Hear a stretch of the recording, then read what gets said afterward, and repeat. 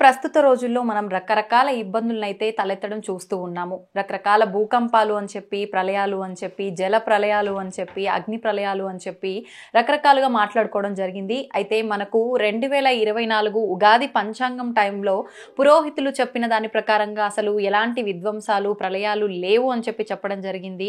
కానీ మనం రకరకాలుగా చూసాం. అసలు నిజంగా మరి రాబోయే 2025లో ఎలాంటి విపత్తులు రాబోతున్నాయి? చాలామంది యుగాంతం రాబోతుంది అంటున్నారు. నిజంగా యుగాంతం రాబోతోందా?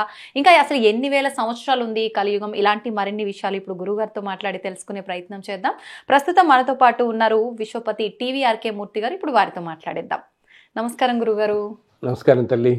2024 ఆఖరణ డిసెంబర్ నెలకు వచ్చేసాం మనమైతే. అయితే 2025లో ఎలా ఉండబోతోంది అన్నది ప్రతి ఒక్కరిలో ఒక ప్రశ్న తలెత్తుతోంది. ఎందుకు అంటే మామూలు కష్టకాలం కాదు. మనం చూసింది 2020 నుంచి 2024 వరకు కూడా చాలా రకాల కష్టాలని చవి చూస్తూ ఉన్నాం మనందరం కూడా.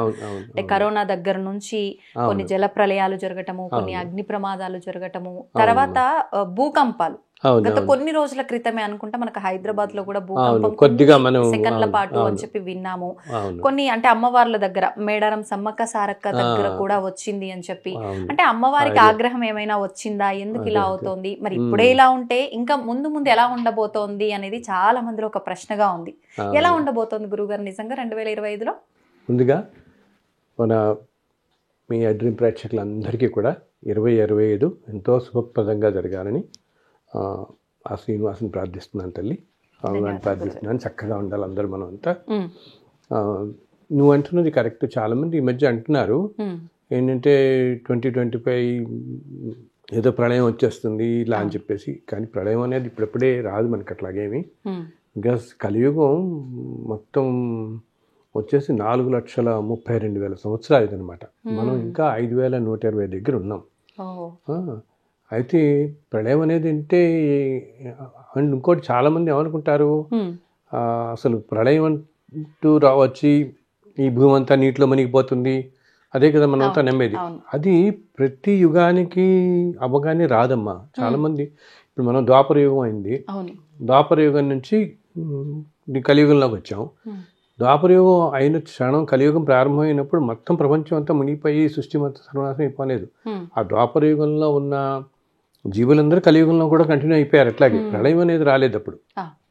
ద్వారక మునిగిపోయింది, ఇవన్నీ జరిగాయి. కానీ మొత్తం ప్రపంచం అలా మహాప్రళయం అనేది ఈ 4 యుగాలు కలుపుకుంటే మనకి అంటే ఒక త్రేతాయుగం, కృతయుగం ఫస్ట్, తర్వాత త్రేతాయుగం రాముల వారిది, తర్వాత ద్వాపర యుగం, తర్వాత ఇప్పుడు మన కలియుగం. ఈ 4 యుగాలు అన్నమాట. ఎప్పుడు కూడా ఈ యుగ ఈ ప్రమాణం ఎంత ఉంటుందంటే ఒక్కొక్కటి ఇది మన 4,32,000 సంవత్సరాలు ఇది అయితే, వెనక జరిగిన మన ద్వాపర యుగం 8,64,000 సంవత్సరాలు, 64,000, దీనికి డబల్ ఉంటుంది. త్రేతాయుగం దీనికి 3 రెట్లు ఉంటుంది, కృతయుగం దీనికి 4 రెట్లు ఉంటుంది అనమాట. సో ఈ 4 యుగాలు ఇలా జరుగుతున్నప్పుడు ఇటువంటి 4 యుగాలు ఎన్నో జరిగిన తర్వాత కానీ ప్రళయం అది మళ్ళీ రిపీట్ అవుతుంటాయి. 4 యుగాలు, ఈ 4 యుగాలు కలిపితే ఒక మహాయుగం అంటాం. ఇటువంటి మహాయుగాలలో ఇప్పుడు మనం 28వ మహాయుగంలో ఉన్నాం ప్రస్తుతం. మనం ఇప్పుడు 28వ మహాయుగంలో ఉన్నాం. సో ప్రళయం అనేది రావటం అనేది ఎప్పుడో కొన్ని మహాయుగాల తర్వాత ఒకసారి వస్తుంది, కానీ ప్రతిసారి యుగం మధ్యలో రాదు ఇప్పుడు. అయితే ఒకటి ఏంటంటే ప్రతి యుగంలో కూడా మధ్యలో చాలా కష్టతరమైన పరిస్థితి వస్తుంది అనమాట. ఒక 400-500 సంవత్సరాలకి, ఓ 10,000 సంవత్సరాలకి ఒక్కొక్క పీరియడ్ మాత్రం చాలా టఫ్ పీరియడ్ వస్తుంది మ్యాన్ కైండ్. అంటే ఈ ప్రపంచం మొత్తానికి, సృష్టి మొత్తానికి అనుకున్నాం మనం.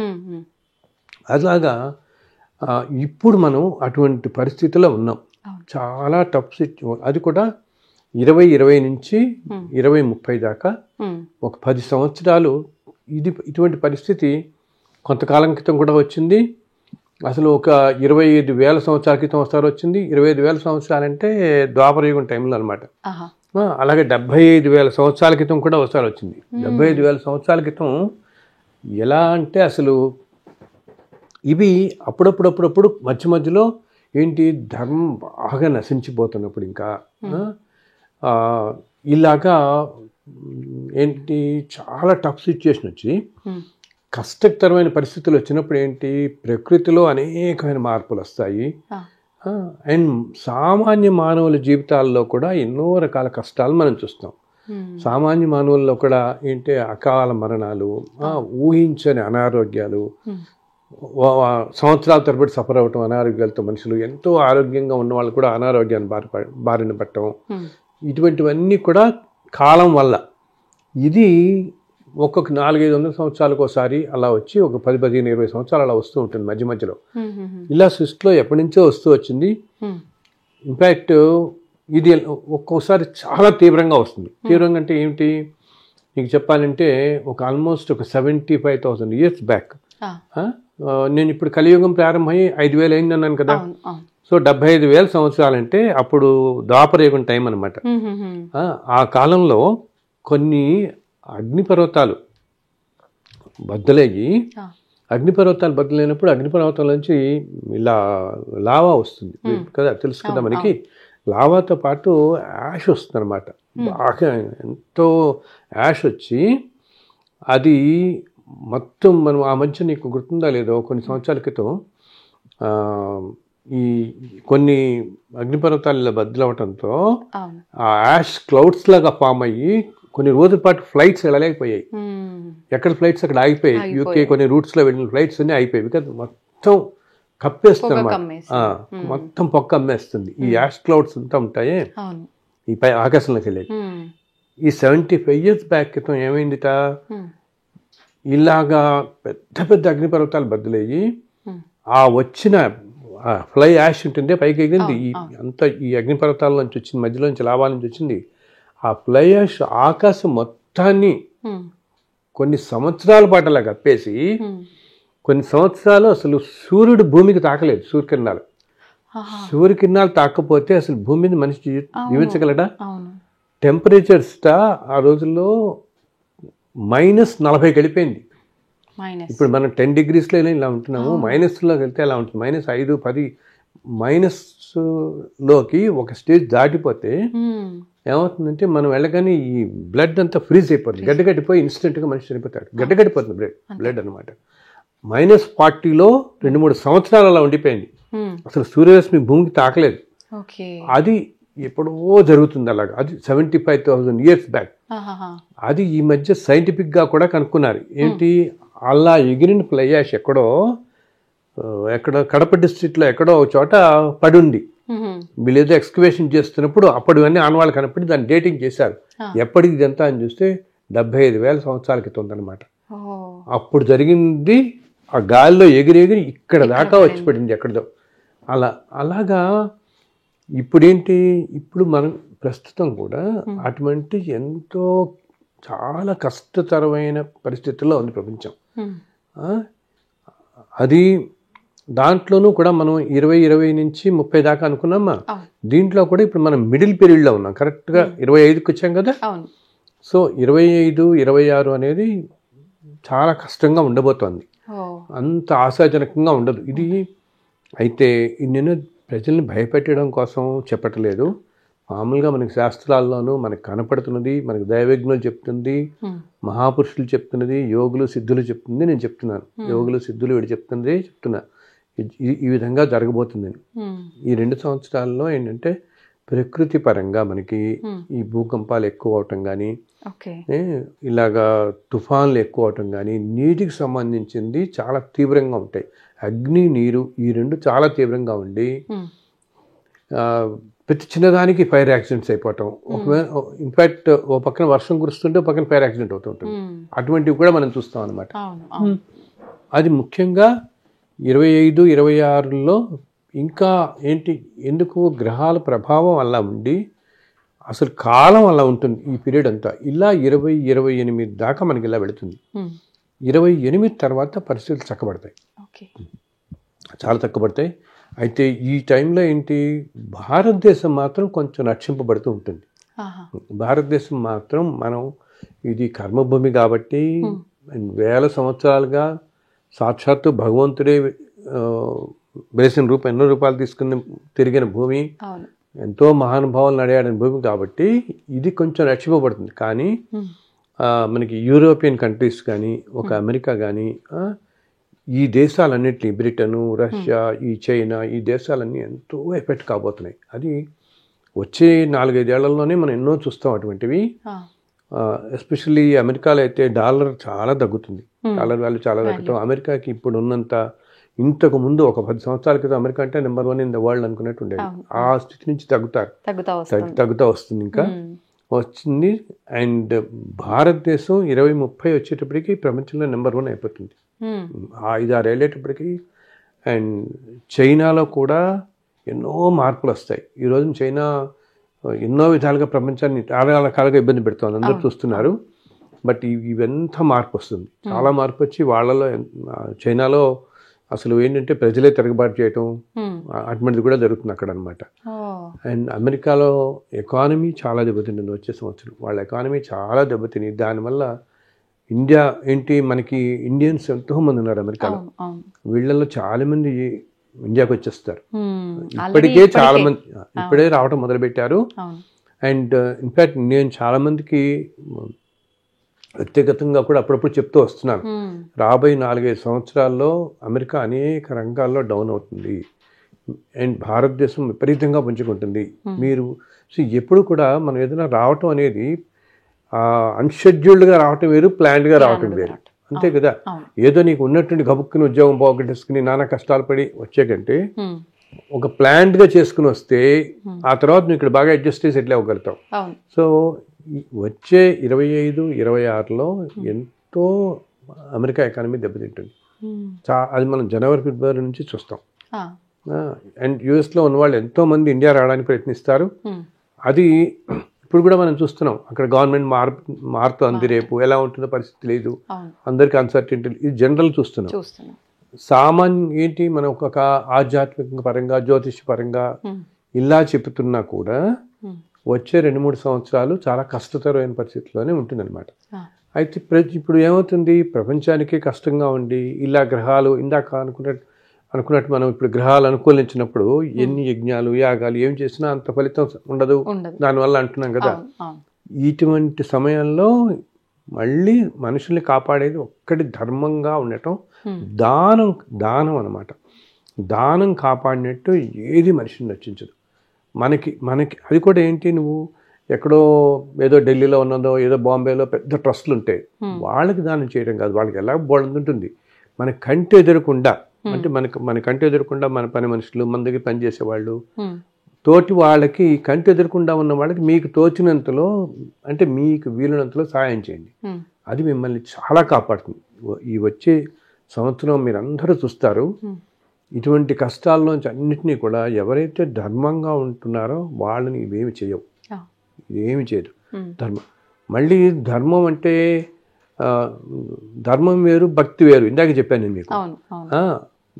భక్తిలో కూడా రకమైన ఒక మూఢభక్తిలాగా వెళ్ళిపోయి అలా ఎక్స్ట్రీమ్ పూజలు అవన్నీ భగవంతుడు చెప్తున్నాను కదమ్మా, మనస్ఫూర్తిగా ప్యూర్ మనస్సుతో ఒక్క నమస్కారం పెట్టినా అన్నీ అనుగ్రహిస్తాడు ఆయన మనకి.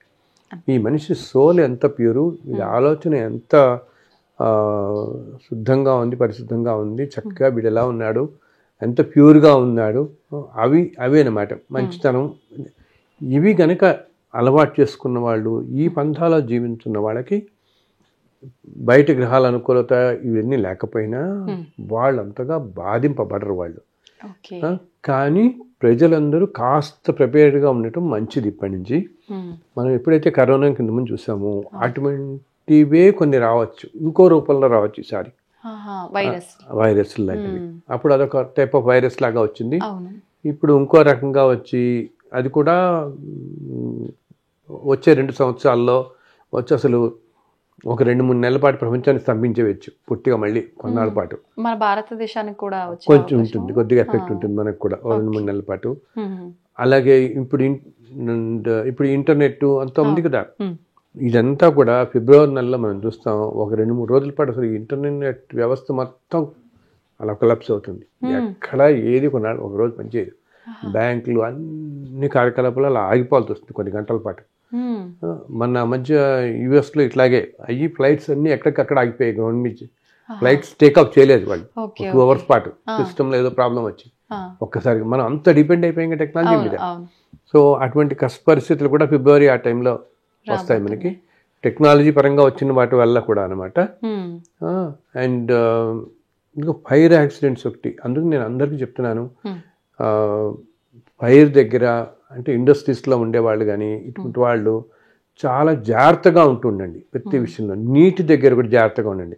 మన వాళ్ళందరూ పిక్నిక్స్కి వీటికి వెళ్తుంటారే, ఇలా విహారయాత్రలకి వీటికి వెళ్ళేవాళ్ళు ఈ 2 ఏళ్ళు మాత్రం జాగ్రత్తగా ఉండండి. ఎందుకంటే నీరు అగ్ని అనేవి విపరీతంగా ఇలా ప్రకోపిస్తాయి. ఎంత అంటే వాలటైల్గా ఉంటుంది అనమాట, ఎప్పుడు ఏం జరుగుతుందో తెలియదు.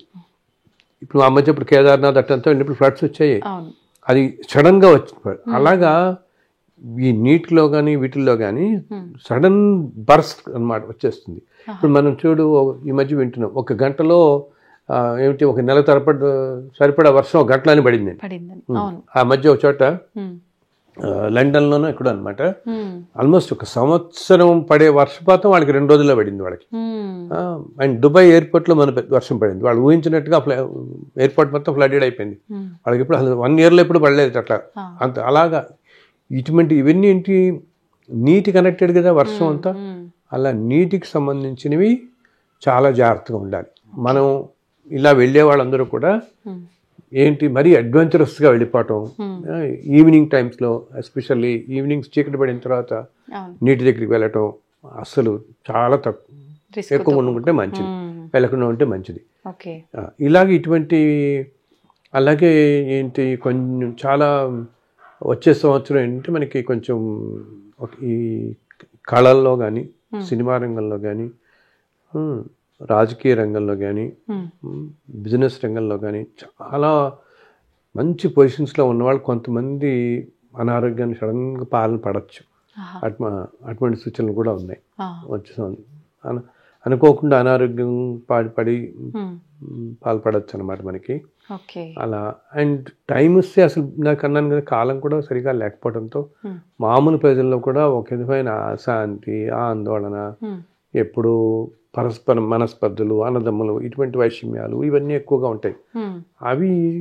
అవి కొంచెం వీటన్నిటి వల్ల మనకి మనసుకి సంతోషంగా ఉండదు కదా, ఎవరికి ఆనందంగా ఉండలేదు మనుషులందరం. మనకి మామూలుగా ఫైనాన్షియల్గా బాగుండొచ్చు, మిగతా అన్ని విధాలుగా బాగున్నా కూడా ఎప్పుడైతే మానసిక స్థితిలో ఇలా సరిగా లేవో దానివల్ల ఆనందం మనుషులో ఉండదు. సో దానికి కావాల్సిందల్లా ఎంతో సంయమనంగా ఉండటం. కాలం ఇలా ఉన్నప్పుడు మనం కొంచెం తలొగ్గి ఉండాలన్నమాట. అన్నిటికీ గబుక్కున అహంకారం తెచ్చుకోకుండా కొంచెం తలొగ్గి, కాలమే ఇలా ఉంది కాబట్టి మనం అగ్రెసివ్గా ఉండకూడదు, మనం చాలా జాగ్రత్తగా ఉండాలి, నలుగురితో మంచిగా ఉండాలి, మనకు తోచిన సహాయం మనం చేస్తూ ఉంటే ఈ కాలం అప్పుడు దాటిపోతుంది. ఈ 3-4 సంవత్సరాలు దాటిందంటే అప్పుడు మళ్ళీ 28 తర్వాత చాలా మంచి పీరియడ్ చూడబోతున్నాం మనం, 2028. బట్ 25, 26 మాత్రం ఇవి కరెక్ట్ మధ్య పీరియడ్లో ఉన్నాం. ఇందా నేను చెప్తున్న దాంట్లో మధ్య పీరియడ్లో ఉన్నాం కదా మనం.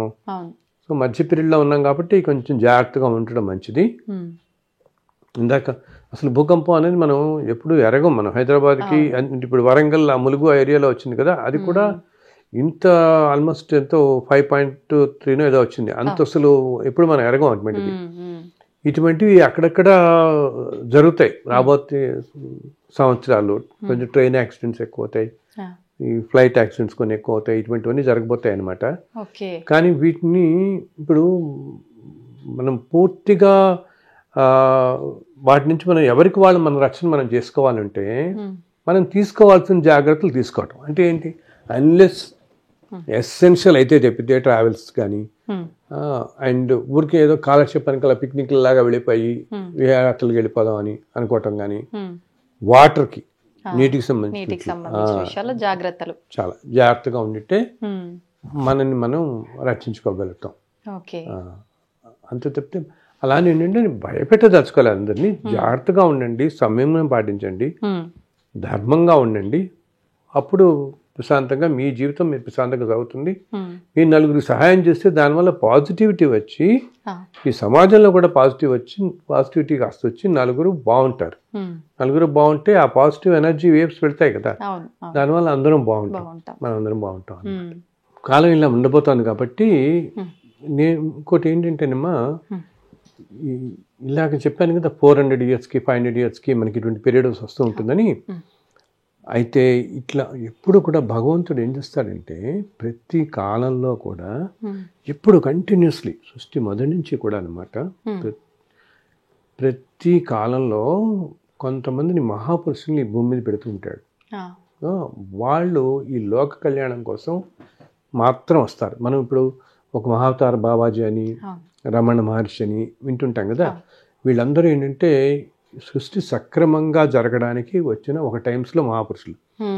వాళ్ళల్లో కొంతమంది బాహ్యంగా ఉంటారు, కొంతమంది గుప్తంగా ఉంటారు. అంటే కొంతమంది బయట మనకి కనపడతారు, కొంతమంది కనపడకుండా మనకి హిమాలయాస్లోను ఇంకెక్కడో మౌంటైన్స్ రేంజ్లోను వాళ్ళు ఏదో తపస్సు చేసుకుంటూ ధ్యానం చేసుకుంటూ వాళ్ళు ఏం చేస్తారంటే ఈ ఇలా కష్ట సమయాలు వచ్చినప్పుడు వాళ్ళ ధ్యానంతో దాంతో ఈ సృష్టి సర్వనాశనం కానికుండా రక్షిస్తూ ఉంటారు.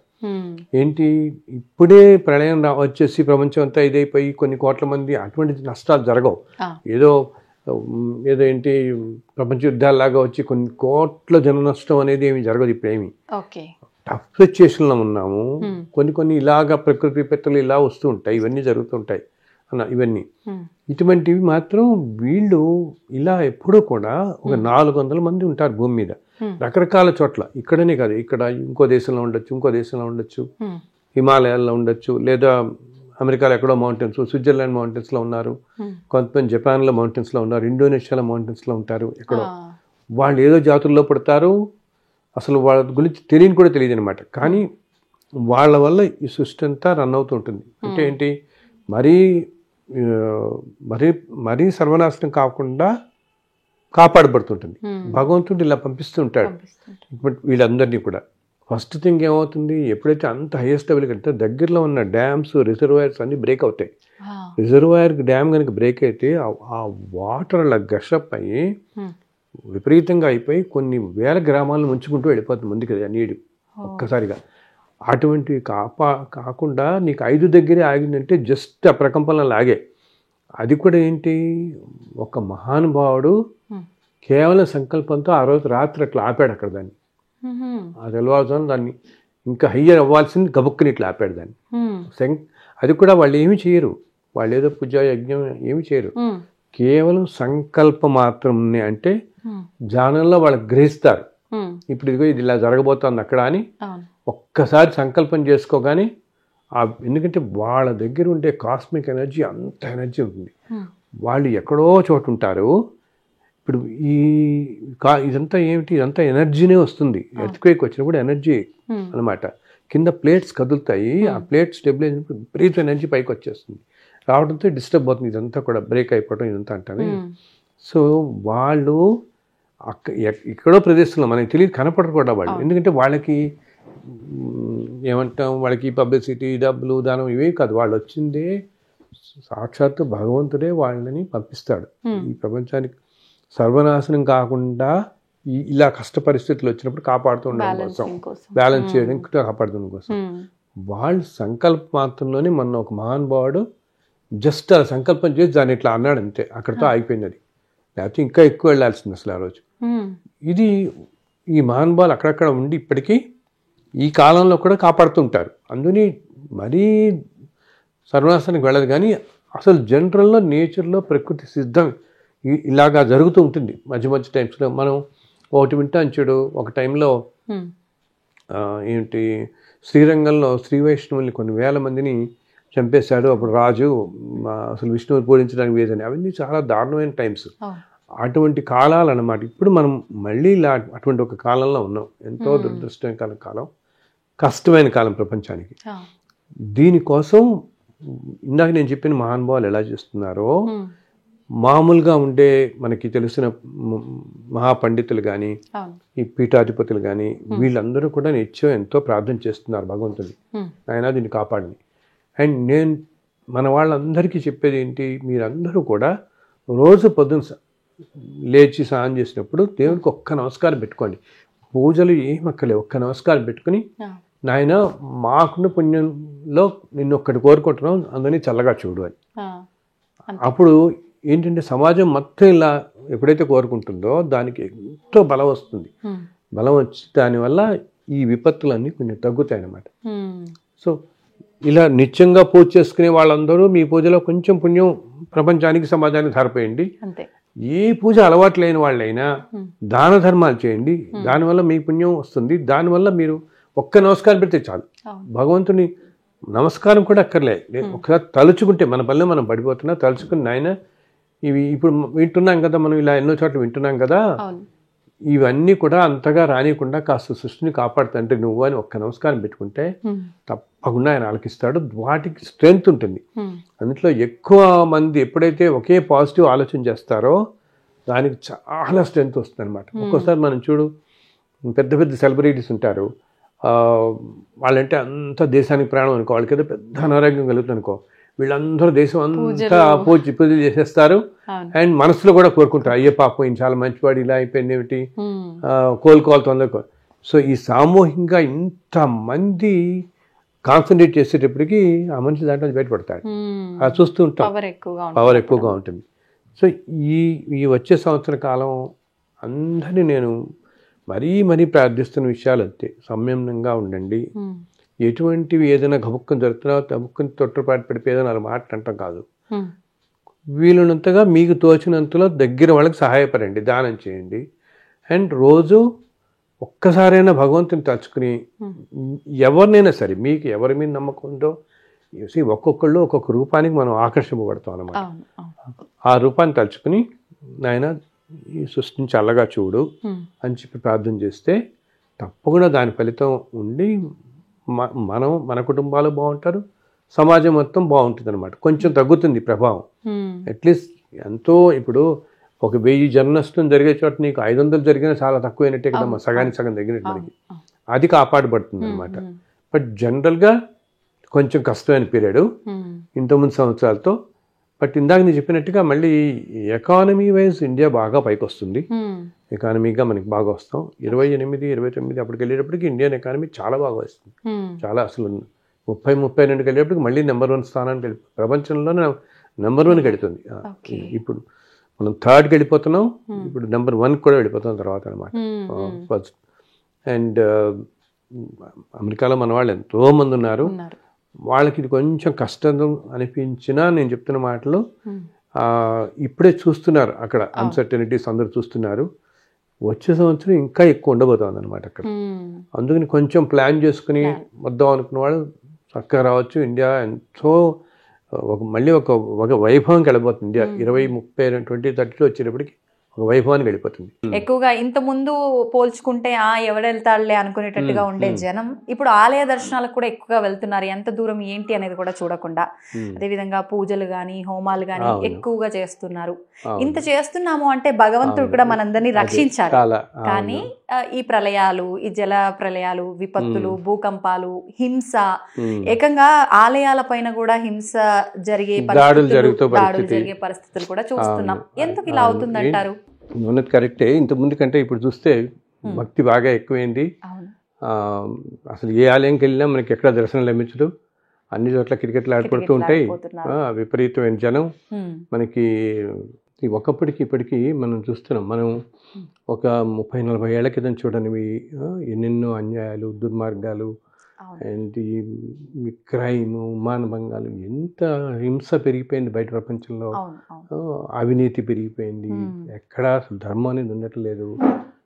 చాలా దారుణమైన పరిస్థితులు చూస్తున్నాం. నేచర్లో కూడా అనమాట. ఏంటి భూకంపాలు, మొన్నటి ఇందాక పెద్ద పెద్ద సైక్లోన్లు, ప్రళయాలు అంటున్నామే, ఇటువంటివి ఇలా రావటం, ఇవన్నీ కూడా ఎక్కువైపోయాయి బాగా మనకి. మళ్ళీ చూస్తే నీకు భక్తి అనేది విపరీతంగా పెరిగిపోయింది జనంలో. విపరీతంగా అసలు నువ్వు ఏ గుడికి వెళ్ళు, ఎక్కడికి వెళ్ళు జనమే. అక్కడ ఏదైనా కొత్తగా గుడి వచ్చింది ఏమన్నా చెప్పారంటే ఇంక అసలు విపరీతంగా అక్కడ జనం వెళ్ళిపోతా, కొన్ని లక్షల మంది వెళ్ళిపోవటం. అసలు అది మనం ఏమనాలో తెలీదు, అలా వెళ్ళిపోవటం అంత జరుగుతుంది. అలా అని చూస్తే మళ్ళీ ఏమన్నా తగ్గుతున్నాయా అంటే మరి అంత జరుగుతున్నప్పుడు ఇవన్నీ మనకి కొంచెం ఏమంటాం, నేచర్లో కూడా చక్కగా ఉండటం, మార్పులు రావాలి కదా. కాస్త పాజిటివిటీ అనేది మనకి బాగుండాలి కదా. ఆ పాజిటివిటీ మాత్రం ఉండట్లేదు. ఇవి మాత్రమే చూస్తూనే ఉన్నాం మనం. సో ఎప్పుడు ఏంటంటే భక్తి అనేది ఒక్క కేవలం భక్తి మాత్రమే కాదనమాట, భక్తితో పాటు ధర్మం అనేది కలిసి ఉండాలి మనకి. ఓకే, ధర్మం లేకుండా ఊరికినే మనం అదే మార్గంలో వెళ్ళిపోతూ ఏమిటి కొన్ని అసలు ఒక రొటీన్ లాగా చేసుకుంటూ వెళ్ళిపోతున్నారు. ఏమిటి ఆ గుడికి వెళ్ళటం అనేది కానీ, ఈ యజ్ఞాలు యాగాలు అన్నవి కూడా ఒక రొటీన్ సిస్టమ్స్లా కాకుండా దానికి ధర్మం కూడా కలిసి ఉన్నప్పుడే అప్పుడే దానికి అంత విలువ అది పెరుగుతుందన్నమాట. ఇప్పుడు ఒకటి చెప్పాలంటే నీకు, మనం ఒక 40-50 ఇప్పుడు చూడు చాలా చోట్ల మనం వింటున్నాం ఏంటి, ఇక్కడెక్కడ యజ్ఞం చేస్తున్నారు, యాగం చేస్తున్నారు, శతకుండాలతో చేస్తున్నారు, సహస్రకుండ యాగం జరుగుతుంది, ఇన్ని చోట్ల ఇన్ని జరుగుతున్నాయి కదా. ఇదే మనం 30-40 ఏళ్ల క్రితం అసలు ఎక్కడ వినేవాళ్ళం మనం? ఎక్కడ మన చిన్నప్పుడు చాలా తక్కువ, ఎక్కడో ఏదో రాజులు చేశారు, ప్రపంచ దేశం బాగు కోసం చేసేవాళ్ళని చెప్పి మనం వినేవాళ్ళం. ఏదో మహారాజు తలపెట్టి చేశాడని చెప్పి వినేవాళ్ళం. వేరే ఇప్పుడు ప్రతి నెల మనం ఎన్నో చోట్ల జరుగుతూనే ఉన్నాయి, అన్ని చోట్ల ఇంత జరుగుతున్నా కూడా మరి మామూలుగా ఏమి ఉండాలి, ఆ రోజుల్లో దేశం బాగోవడం కోసం చేస్తే దానికి ఫలితం వచ్చి వెంటనే దేశం అంతా చక్కగా ఉండేది, ప్రజలందరూ ఎంతో సుభిక్షంగా ఉండేవాళ్ళు అప్పుడు కదా. కానీ అదే ఇప్పుడు కాలంలో ఏమవుతుంది, మనకి ఇన్ని జరుగుతున్నా ఏంటి ఎప్పుడు వింటుంటాం మనం, ఇక్కడ హైదరాబాద్లో జరుగుతుంది, ఇంకో హైదరాబాద్లో 4-5 చోట్ల జరుగుతుంది, మళ్ళీ విజయవాడ జరుగుతుంది, ఇంకో ప్లేస్లో. అసలు ఇది ఆంధ్రప్రదేశ్ అని కాదు, మన ఆంధ్ర తెలంగాణ ఈ రాష్ట్రాలనే కాదు, నువ్వు కర్ణాటకలో తమిళనాడు ఎక్కడ తీసుకున్నా అక్కడ దేశంలో ఎన్నో చోట్ల యజ్ఞాలు యాగాలు విపరీతంగా వింటున్నాం. అయినా ఇప్పుడు వింటున్నంత దుర్ఘటనలు అసలు మనం సునామీ అనేది మనం చిన్నప్పుడు మనం విని ఎరగం మనం కదా, ఎప్పుడు వినగం. అసలు భూకంపాలు అనేవి కూడా ఇంత ఇప్పుడు విని ఎరగం. ఇటువంటివన్నీ ఇవన్నీ ఆ రోజుల్లో లేవు. కానీ ఈరోజు ఇంత ఎత్తున జరుగుతున్నా ఎందుకు ఉండట్లేదు అంటే, జనరల్గా సామాన్యంగానే ఎప్పుడైతే ప్రజల్లో ధర్మం అనేది నశిస్తుందో, వీళ్ళు ఇంత ఎత్తున చేస్తున్నా కూడా అది సరిపోవట్లేదన్నమాట. అది ఏంటంటే ధర్మం అంతగా తగ్గిపోయింది ఈ రోజుల్లో. ప్రతి వాళ్ళకి కూడా ఏమిటి, అందుట్లో కొన్నాళ్ళకి ఇప్పటికీ కంపేర్ చేస్తే జనంలో ఎఫోర్డబిలిటీ రావటం, అండ్ నీకు ఈ ట్రాన్స్పోర్ట్ సర్వీస్ అని రావటం, అవైలబిలిటీ ఉండటం, వెళ్ళడం అంతకు ఈజీ. ఆ రోజుల్లో ఏంటి, అసలు జీవితం మొత్తంలో తిరుపతి ఒక్కసారి వెళ్ళిన వాళ్ళు ఉండేవాళ్ళు, అసలు చూసేవాళ్ళే ఎంతమంది, మా జన్మకు ఒక్కసారి చూస్తే చాలా ఉంటున్నట్టుగా ఉండేది. ఈ రోజుల్లో అసలు కొనుక్కునేవి అనకూడదు, కానీ మనం కొంతమంది ఏదో విహారయాత్రలకు వెళ్ళి వచ్చేస్తున్నారు. అన్ని ప్లేసులు కూడా పిల్గ్రిమేజ్ ప్లేసెస్ కూడా అదొక పిక్నిక్ స్పాట్లా తయారైపోతాయి మనకి అనమాట. సో జనరల్గా ఏంటంటే మామూలుగానే బయట నీకు ధర్మం అనేది చాలా తగ్గిపోయినప్పుడు ఈ గ్రహాలు కూడా అనమాట, మామూలుగా మనం ఏం చేసేవాళ్ళం ఇంతకుముందు కాలంలో ఎవరికైనా ఏదైనా అనారోగ్యాలు ఏదైనా వచ్చినప్పుడు మనం పురోహితుని సంప్రదిస్తే దీన్ని జపం చేయించండి, గ్రహాలు శాంతి చేయించండి అని చెప్తారు కదా, వింటుంటాం కదా మనం. సో చేయించడం వాళ్ళకి వెంటనే బాగుండటం జరుగుతుంది. కానీ ఏంటి, ఎప్పుడైతే గ్రహాలే అసలు అనుకూలించిన పరిస్థితుల్లో ఉంటాయో మనకి, అప్పుడేమవుతుంది ఇవన్నీ కూడా మనకి అంత పనిచేయమన్నమాట. వీటి ఎఫెక్ట్ కూడా కొంచెం తక్కువగా ఉంటుంది మనకన్నమాట. సో దానివల్ల ఏమవుతుంది, జనంలోని ప్రజల్లో ఎప్పుడైతే ధర్మం అనేది చాలా తక్కువగా ఉందో మనం చూస్తున్నాం. ఎన్నిటికీ ఆస్తులు తగాదాలు, అన్నదమ్ములు తగలుతాం, ఇది ప్రతి దానికి అంతా కూడా టువర్డ్స్ మనీ ఓరియంటెడ్గా ప్రపంచం అంతా పరిగెత్తిపోతున్నారు. సో అసలు ధర్మే లేనప్పుడు, ధర్మం ఇంతగా తగ్గిపోయినప్పుడు ఏమవుతుంది, ఇంత ఎత్తున ఇన్ని యజ్ఞాలు యాగాలు ఇన్ని చేస్తున్నా కూడా మనకి వాటి వల్ల కూడా అయినా కూడా సరిపోవట్లేదు అనమాట. ఇంత చేస్తున్నా కూడా ఎందుకు, అసలు ప్రజల్లోనే ధర్మం ఇదే. ప్రజలే కాకుండా ఏంటి, సామాన్య ప్రజలు అంతే కాకుండా మహా పండితులు లాంటి వాళ్ళు, మనం అనకూడదు కానీ ఒక్కోసారి కొన్ని పీఠాధిపతులు లాంటి అన్నవాళ్ళు, ఎంతో ధర్మం వాటిల్లో చాలా హయ్యెస్ట్ పొజిషన్స్లో ఉన్నవాళ్ళు కూడా కొన్ని ఏమంటాం, ఈ లౌకిక పరంగా విషయాలు వాళ్ళు మాట్లాడటం కానీ, ఈ వీటిల్లో నాకు ఒక ఆర్గనైజేషన్ ఉంది, ఏదో ధార్మిక ఆర్గనైజేషన్, ఈ ఆర్గనైజేషన్ ఇంకా పెరగాలి, ఇంకా పెంచుకుంటూ పోవాలి, ఇది ఒక తాపత్రయంలో పడిపోవటం అనమాట. లౌకిక ప్రపంచంలోకి పడిపోతూ వస్తున్నారు. ఇది మనకి 56 ఏళ్ల క్రితం ఇట్లా ఉండేది కాదు.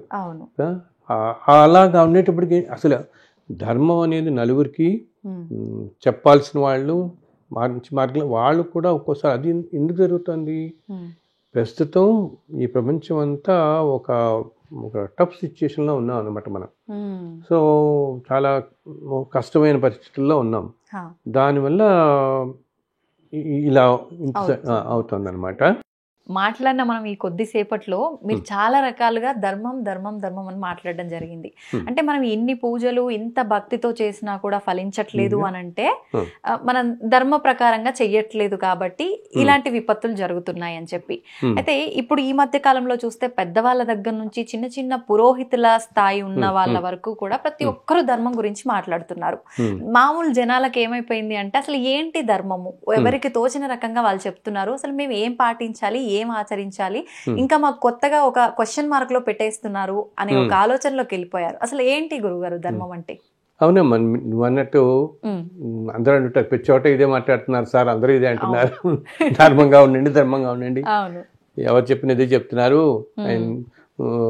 ఎక్కడ మనకి ధర్మం కనపడుతోంది, ఎవరు ధర్మంగా ఉండట్లేదు ఇట్లా అంటుంటున్నారు. కానీ అసలు ఏమిటి నిజంగా ధర్మం అనేది ఏమిటి, ధర్మంగా ఉండటం అంటే ఏమిటి, ధర్మంగా ఉండటం వల్ల మన కష్టాలు తొలగిపోతాయా, ధర్మంగా ఉండటం వల్ల పుణ్యం వస్తుందా, అసలు ధర్మంగా ఉండటం వల్ల ఈ ప్రారంధ కర్మలు కూడా తొలగిపోతాయా, ధర్మంగా ఉండటం వల్ల మాకేమిటి ఎంత అది కనిపిస్తుందా అసలు అని చెప్పేసి అడుగుతున్నారు అనమాట.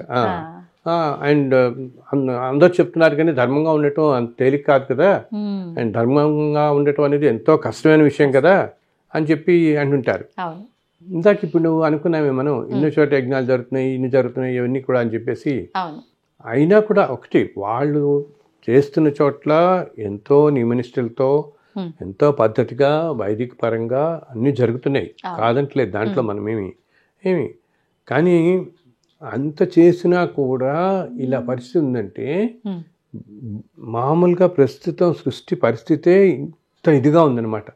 ఏంటి, మనుషుల్లో విపరీతమైన ఈ కలి మాయ కప్పేసేసి అంత ఇప్పుడు ఏంటి వీలున్నంత సంపాదించేసేయాలని, మనం ఈ బతుకుంటే 70-80 ఏళ్ళకి ఇన్ని 100 కోట్లు ఇంతంత అవసరం లేదు కదా తల్లి, దానికి ఇన్ని ఒక చిన్న జీవితం మనం ఉండేదానికి ఇంత ఇదేంటి ఇంత అన్యాయంగా ఇలా మూట కట్టుకుంటూ పోతుంటే వీళ్ళు గ్రహించింది ఏంటంటే, ఇప్పుడు సపోజ్ ఇలా నువ్వు ఎంతో అన్యాయం చేసి చాలామందికి ఏంటి ఈ రోజుల్లో ధనం మీద పదవుల మీద ఇదే వ్యామోహం పోతుంది. సామాన్యుల దగ్గర నుంచి చాలా పెద్ద పొజిషన్స్లో అసలు ఎవరైతే నలుగురికి ధర్మం గురించి వ్యామోహాల గురించి చెప్పాలో వాళ్ళు కూడా వీటిలో పడిపోతున్నారు, ఆ వ్యామోహాలు పడిపోతున్నారు.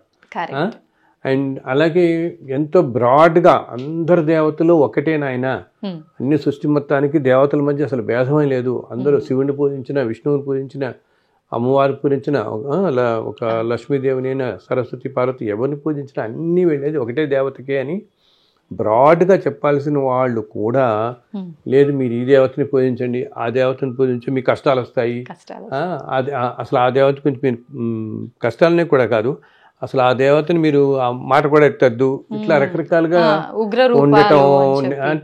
అంటే ఒక పరంపరలో పూజిస్తున్న వాళ్ళు ఇంకొక దేవత గురించి అసలు మాట్లాడొద్దని, ఆ పేరు కూడా ఎత్తొద్దని అంటున్నారు. యాక్చువల్గా మనం సామాన్యుల విషయంలో అయితే వేరు. మీరు ఎప్పుడైతే ఒక మంచి ఆధ్యాత్మికంగా కానీ భక్తిజనంలో కానీ భక్తి మార్గంలో ఒక చాలా ఉన్నతమైన స్థాయిలో ఉన్నప్పుడు ప్రజలందరూ మన ప్రతి మాట మన జాగ్రత్తగా చూస్తారు. సో ఎంతో బ్రాడ్గా మనం చెప్పాలి కానీ మనుషులకి ఇలాగా వాళ్ళకి పరస్పర భేదం వచ్చేసి మళ్ళీ అసలు దీని మీద ఈ సిస్టమ్ మీద నమ్మకం పోయేలాగా మనం తీసుకురాకూడదు. అలాగే అసలు చెప్తాను, ఇప్పుడు నువ్వన్న ఒక ధర్మం అనేది ఏంటి, మనం అందరం ధర్మంగా ఉండటం అంటే అన్నిటికంటే తేలిక అంటే అవతల మనిషిని ఏంటి ఏది మనకి ఎవరైనా ఓ మాట మాట్లాడితే మనకు కష్టం అనిపిస్తుందో, ఒకటి ఏదైనా మనకి చేస్తే మనకు కష్టం అనిపిస్తుందో అది మనం ఇంకోళ్ళకి చేయకపోవటమే అన్నిటికంటే ధర్మం, ఉత్తమమైన ధర్మం అని ఒక శ్లోకం చెప్తారనమాట. మహాభారతంలో ఉంటుంది. ఎవరైతే వరులే అవి వనరించిన అని వేరే వాళ్ళు మనకి ఏ చేస్తే మనకు కష్టం అనుకుంటాం అది నువ్వు ఇంకోళ్ళు చేయకుండా ఉండటం పరాయణము పరమ ధర్మములకు వెళ్ళను, అన్ని ధర్మాల కంటే ఉత్తమమైన ధర్మం అది అని. సో ఈ రోజుల్లో ఏంటి, మనం అందరూ పరుషంగా మాట్లాడేవాళ్ళే, అందరూ విసుక్కునే వాళ్ళే. పొద్దున్న లేస్తే ఇప్పుడు నువ్వు ఒక చోట యాగం జరుగుతూ ఉంటుంది, ఆ యజ్ఞం చేస్తున్న చోట తర్వాత ఆ అవుతున్న తర్వాత అయిపోగానే కాసేపేటప్పటికి వాళ్ళు అందరినీ ఒకళ్ళొకళ్ళు అట్టుకోవటం, వీళ్ళని విసుక్కోవటం, వాళ్ళని విసుక్కోవడం చేస్తున్నారు. అది మనం ప్రవచనానికి గడతాం, మన వాళ్ళు చక్కగా కూర్చుంటారు, చాలా బాగుంది, ఎంతో గొప్పగా చెప్పారు అంతా అనుకుంటారా.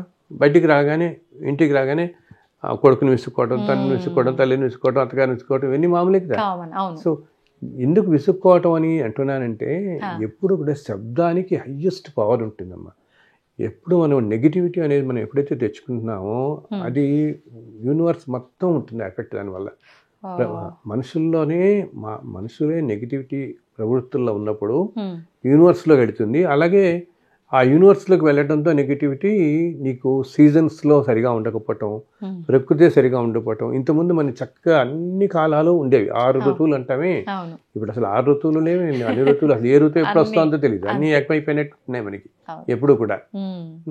మన 4 రోజుల క్రితం కూడా మనం చూసాం, ఎంత ఉక్కబోసింది కొన్నాళ్ళకి. వింటర్ అనుకున్న వాళ్ళు మళ్ళీ మనం ఏసీలు వేస్తున్నారు నవంబర్లో కూడా, అక్టోబర్ నవంబర్ కాలాల్లో. అంటే సీజన్స్ కూడా అన్ని ఎఫెక్ట్ అయిపోతున్నాయి. సో కానీ అందుకని ఏమిటి, ధర్మం అనేది చాలా తగ్గిపోవటంతో ఇంత హింసా ప్రవృత్తి పెరిగిపోవటం, జనంలో న్యాచురల్ డిస్టర్బెన్సెస్, ఇటువంటివన్నీ మనం ఎక్కువగా చూస్తున్నాం అనమాట. కానీ నేను సింపుల్ ఎగ్జాంపుల్ చెప్తాను. ఇప్పుడు ఏమవుతుంది, ప్రకృతిలో ఇవన్నీ జరగడమే కాకుండా పర్సనల్ లైఫ్స్లో కూడా మనం ఎంతోమందిని చక్కగా ఉన్నవాళ్ళు గబుక్కున అనారోగ్యాలు బాధపడటం మనం చూస్తున్నాం. క్యాన్సర్ అనేది ఎంత మహమ్మారిగా పెరిగిపోయిందో ఈ మధ్యకాలంలో. ఎక్కడ చూసినా అక్కడ వాళ్ళని వింటూనే ఉన్నాం. అండ్ మనం కరోనా చూసాం, అసలు ఒక మనిషి కదలలేకుండా చేసేసింది కదా, కట్టిపడేసింది ఒక మనిషి. అసలు ఎవరు ఊహించండి, ఒక జీవితకాలంలో ఊహించండి. ఇటువంటివన్నీ ఎందుకు, ప్రపంచంలో ధర్మం అనేది బాగా తగ్గిపోయేటప్పటికీ అంతా కూడా ప్రకృతి కూడా ఏమాత్రం సహకరించకుండా తయారైపోతుంది అనమాట. కానీ ప్రజలందరినీ నేను మరీ కోరేది ఏంటంటే, మీరు భక్తితో పాటు మీరు స్తోత్రాలు చదువుతారు, ఆలయాలకు వెళ్తారు, ఇన్ని చేస్తున్నప్పుడు కూడా దాంతోపాటు ధర్మాన్ని కూడా కలిసి పెట్టుకోండి. ధర్మంగా ఉంటూ మీరు భక్తి మార్గంలో ఉన్నప్పుడే అది మిమ్మల్ని కాపాడుతుంది, సమాజాన్ని కాపాడుతుంది. ధర్మం లేకుండా భక్తి మార్గం ఏమాత్రం రక్షించదు మిమ్మల్ని. కేవలం భక్తి మాత్రమే అనుకుంటే మిమ్మల్ని నచ్చింది. భక్తికి ధర్మం కూడా రెండు భగవత్ స్వరూపాలు అన్నమాట. ఇప్పుడు అసలు ధర్మం అంటేనే భగవత్ స్వరూపం. మనం అంటాం రామో విగ్రహం ధర్మ అని చెప్తాం. అలా వస్తుంటే భగవంతుడు ధర్మం అన్నమాట, శ్రీకృష్ణుడు, అన్ని ధర్మ స్వరూపాలు అవన్నీ మనకి. అంటే అంత ఉన్నతమైనది ధర్మం అనేది. ధర్మంగా ఉంటే మనము తాత్కాలికంగా కష్టం అనిపించినా అది మనని ఎంతో కాపాడుతుంది. నీకు ఒక చిన్న ఉదాహరణ చెప్తాను. ధర్మంగా ఉన్నప్పుడు ఇప్పుడు మామూలుగా మనం అంతా కష్టాలు పడుతుంటాం, అంటుంటారు చూడు, మేము ఎంతో ధర్మంగా ఉన్నాం, అయినా ఏంటంటే కష్టాలు పడతారు, నలుగురికి సహాయం చేస్తాం, మాకు వీలునంతలో ఏదో సహాయం చేస్తుంటాం, అయినా మేము మా పిల్లలు కష్టాలు పడుతున్నారు, మేము కష్టాలు పడుతున్నాం అంటామే. సో ఇది ఎందుకు, ప్రారంభ కర్మల వల్ల మాట. అంటే ఏ జన్మలోనో మనం చేసుకున్న కర్మల వల్ల అది మనకిప్పుడు వచ్చి మనకి అనుభవానికి రావడంతో మనం ఇప్పుడు కష్టాలు పడుతూ ఉంటాం. ఎప్పుడో ఏదో జన్మలో, ఈ జన్మలో ఎంత ఇదిగా ఉన్నా ఏదో జన్మలో మనం ఏం చేసుకున్నామో తెలియదు కదా మనం, ఏ జన్మలో చేసుకున్నామో. అందుకని ఇంత వైరుధ్యం మన చుట్టూతో చూస్తుంటాం. ఒక్కసారి అన్యాయంగా ఉన్నవాళ్ళు ఇంత సంపాదించేస్తున్నారు, వీళ్ళు ఇంత సంతోషంగా బతుకుతున్నారు, ధర్మంగా ఉన్న వాళ్ళు ఇంత కష్టంగా ఉన్నారు, ఇవన్నీ అనుకుంటుంటాం కదా మనం. భగవంతుని పూజిస్తేనే కష్టాలు, పూజించకుండా చేయకుండా ఉన్న వాళ్ళేమో అలా ఉంటారంటాం. సో ఇవి వాళ్ళకి ఎందుకు, ఇదంతా ఇంతకు ముందు జన్మల్లో వాళ్ళు చేసుకున్న పుణ్యఫలం అంతా ఈ జన్మలో వాళ్ళకి అనుభవానికి వస్తుంది. వాళ్ళు ఇంత ముందు జన్మల్లో ఎంతో పుణ్యం చేసుకుని, ఎన్నో దాన ధర్మాలు చేసుకుని ఎంతో ఉండుంటారు, అది ఇప్పుడు అనుభవిస్తున్నారు. మనకి కనపడేది ఏంటంటే ఇప్పుడే కనిపిస్తుంటుంది కంటికి. సో ఇది చూసి ఇతను ఇంత అన్యాయాలు చేస్తున్నారా, కానీ ఆ పుణ్యఫలం వల్ల ఇప్పుడు అనుభవిస్తుంది దానికి, తను చేసిన ఇలా అన్యాయాలు చేస్తే ఇదంతా మళ్ళీ 100 రెట్లు అనుభవించాల్సి వస్తుంది వచ్చే జన్మల్లో. ఈ విధంగా నేను చూశాను. ఇప్పుడు మామూలుగా మనం చూస్తాం చూడు, ఆఫ్రికా దేశాలలో చాలా దారుణమైన పరిస్థితులు ఉంటాయి. వాళ్ళకి అసలు తిండి ఉండదు, తిప్పి ఉండదు. మన ఫోటోల్లో కూడా చూస్తుంటాం ఎంత దారుణంగా ఉంటారు అక్కడ వాళ్ళు. అసలు పాపం అసలు రోజుల తరబడి ఏమి లేకుండా చాలా దారుణం ఇబ్బంది పడుతుంటారు. ఏంటంటే ఇప్పుడు మనం ఎదుర్కొంటా ఎంతో అన్యాయాలు చేస్తున్న వాళ్ళు ఇంటి అన్యాయం ఇలాగే ఉంటే కానీ ఇలా ఉంటే ఇంత అన్యాయం చేస్తూ ఉంటే తర్వాత జన్మలు అటువంటి జన్మలు వస్తాయి. తినడానికి తిండి లేక, కట్టుకోవడానికి లేక, ఉండడానికి నిలవడానికి లేక ఎన్నెన్నో కష్టమైన పరిస్థితులు. అటువంటి జన్మలు అక్కడ ఆఫ్రికానే కాదు, మన ఎదుర్కొంటా కూడా మనం చూస్తుంటాం. ఎన్నో కష్టాలు పడుతున్నాం. తినడానికి కూడా తెలియని ప్రతి మనిషి ఇలా ఉండటం కూడా ఎంత బ్లెస్సింగ్ అని భగవంతుడికి ఎప్పుడు, అసలు భగవంతుడికి మనం ఎప్పుడు ఆ గ్రేట్ఫుల్నెస్ ఉండాలి మనకి. ఏంటి అసలు మనం కృతజ్ఞత, ఆ కృతజ్ఞతా భావం అనేది ప్రతి జీవికి మనిషికి ఉండాలి మనకి. ప్రతి మనిషి నాకు ఇది లేదు అది లేదు అని అహంకారం అనుకుంటాడే కానీ ఉన్న వాటికి ఏమిటి అని సంతోషించాడు. భగవంతుడు ఎప్పుడు చూస్తాడు, నేను వీడికి ఇన్ని ఇచ్చాను, ఇన్ని ఏంటి కాళ్ళు చేతులు అసలు నడుస్తూ నువ్వు ప్రపంచాన్ని చూడగలుగుతూ. పాపం కళ్ళు లేని వాళ్ళు ఎంతమంది ఉంటారమ్మా, కాళ్ళు లేని వాళ్ళు ఎంత ఉంటారు. ఇవన్నీ ఎంత బ్లెస్సింగ్ మనిషికి మనం. బట్ ఏంటంటే ప్రతి మనిషికి ధనమే ధనమే ధనమే. కలియుగం అంటే ధనమే. ఆ ధనము డబ్బు డబ్బు డబ్బు ఆ ప్రాప్తులు దాని వెనకాలే పడిపోయి తనకున్న చిన్న చిన్నవి కూడా నేను అందరితో చెప్తాను, మనం మాట్లాడుతుంటాం. ఇప్పుడు ఈ క్షణం ఇలా తీసుకుంటే ఈ క్షణంలో ఎన్ని కార్పొరేట్ హాస్పిటల్లో ఎంతమంది ఎన్ని రకాలు బాధపడుతుంటారు. ఎన్నో ఐసీయూల్లో కిడ్నీస్ ఫెయిల్ అయిపోయిన వాళ్ళు, హార్ట్ సర్జరీస్ అవుతున్న వాళ్ళు, కోమాలో ఉన్న వాళ్ళు, కొంతమంది 2 సంవత్సరాలు కోమాలో ఉండిపోతారు. ఎంత బాధాకరమైంది, ఎంత నరకం తల్లి. మామూలుగా నువ్వు ఒక రోజు మనకి జ్వరం వచ్చి మంచి మీద పడుకుంటేనే మనకి ఎంతో బాధ అనిపిస్తుంది. ఒక 2 సంవత్సరాలు ఏంటి నీకు ఇటు ప్రాణం వెళ్ళి అందరూ ఏమనుకుంటా వాళ్ళకి తెలియదని. మనిషికి అన్నీ తెలుస్తూ ఉంటాయి. కోమా స్థితిలో ఉన్నప్పుడు అన్ని లోపల తెలుస్తూ ఏమీ చేయలేని స్థితి అనమాట. అచేతనమైన స్థితిలో పడి ఉండి ఇటు ప్రాణం వెళ్ళిపోక ఎంత నరకాతి బాధలు. ఈ అన్యాయాలు చేసే వాళ్ళందరూ గ్రహించాల్సింది ఏంటంటే అటువంటి బాధలు లోనవుతారు వీళ్ళు. అలా అస్సలు అటు పోకుండా ధర్మంగా ఉండడానికి ప్రయత్నించండి. అంటే ఏంటి, మంచి మార్గంలో ఉండండి. మంచి మార్గంలో మీరు సంపాదించుకునేది నలుగురికి పంచిపెట్టండి. ఇప్పుడేం మనమేం ఇక్కడ 1000 ఏళ్ళు ఉండిపోవట్లేదు కదా, అంత డబ్బు మనకేం వస్తుంది లేదు. ఉన్న 70-80 ఏళ్ళకి శాశ్వతం కాదు ఆ మాత్రం దానికి. అలా ఉన్నప్పుడు ఇట్లా అలా చేసే ధర్మం అన్ని ఎప్పటికీ మనని కాపాడుతుంటుంది. అదే మనకి మన తర్వాత మన పిల్లలకి అందరినీ కాపాడుతుంటుంది. అదొక శ్రీరామరక్ష అంటమే అలా కాపాడుతుంటుంది అనమాట ధర్మంగా. అలా కాకుండా ఈ అన్యాయం దాని మీద పెడితే ఇప్పుడు ఇట్లా కనిపిస్తున్నా మన కంటికి మనం అనుకోకూడదు, అయ్యో వీళ్ళు ఎంత అనుభవిస్తున్నారని. ఇంతకుముందు జన్మల్లో చేసుకున్న పుణ్యఫలం వాళ్ళకి ఇప్పుడు అనుభవానికి వచ్చింది. బట్ ఇప్పుడు చేస్తున్న ఈ పాపం అంతా కూడా తర్వాత జన్మల్లో వాళ్ళు పూర్తిగా అనుభవించి తీరుతారు, తప్పకుండా అనుభవించి తీరుతారు అనమాట. ధర్మం కూడా నీకు ఒక చిన్న ఎగ్జాంపుల్ చెప్తాను. అంటారు ఏంటి సార్ మేము ఇప్పుడు ఇన్ని పూజలు చేస్తున్నాం ఇన్ని చేస్తున్నాం అయినా మా కష్టాలు పోవట్లేదు ఏమిటి అంటారు. ఇందాక దీనికి కారణం కూడా ఇందాక చెప్పాను నేను. ఏంటి, ఎప్పుడైతే గ్రహాలే అనుకూలించట్లేదు అసలు, ఏంటి నవగ్రహాలు అంటామే మనం, ఈ గ్రహాలే అనుకూలించినప్పుడు మనం ఎన్ని జపాలు ఎన్ని చేసినా కూడా ఆ అనుకూలత లేనప్పుడు వీటన్నిటికీ ఫలితం సరిగా ఉండదన్నమాట. అయితే మనం ఏది కాపాడుతుంది, వీటిలన్నిటికంటే మించింది భగవంతుని మీద భక్తితో పాటు ధర్మంగా నిలిస్తే మాత్రం అది మిమ్మల్ని రక్షిస్తుంది. ఎట్లా అంటే నీకు ఒక చిన్న ఎగ్జాంపుల్ చెప్తాను. ఒకసారి కొంతకాలం క్రితం జరిగింది ఇది. ఆటో నడుపుకుంటూ ఉంటాడు అతని జీవితానికి అనమాట. పాపం అతి సామాన్యమైన వాడు అండ్ ఎంతో కష్టపడి అతనికి పాపం ఒక 4 చెల్లెళ్ళు ఉంటారు, పెళ్లి చేయాల్సిన వాళ్ళు, ఇతను ఒక్కడే అనమాట. ఆ సంసారాన్ని అలా చేసుకుంటూ వస్తుంటాడు.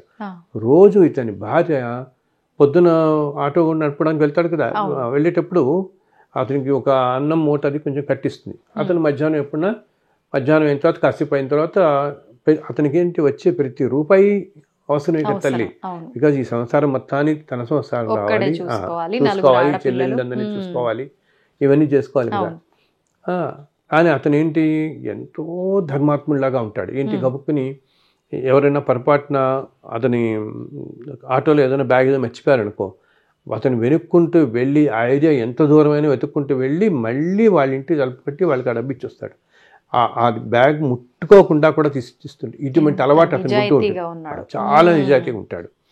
అండ్ ఇతనికి వాడి భార్య ఏం చేస్తుంది, రోజు ఇలా అన్నం మూట కట్టించి ఒక బాక్స్ ఇచ్చేసి మధ్యాహ్నం తినడానికి, దాంతోపాటు రోజు ఒక్క 10 రూపాయలు మాత్రం అంటుందన్నమాట, ఈరోజు నీకు వచ్చిన డబ్బులతో పెద్ద అంత రోజు ఒక్క 10 రూపాయలతో నువ్వు చాయ్ తాగు అని చెప్తుంది. సో అతను అంతకంటే అది కూడా కష్టం, అంతకంటే ఎక్కువ పెట్టుకోలేడు.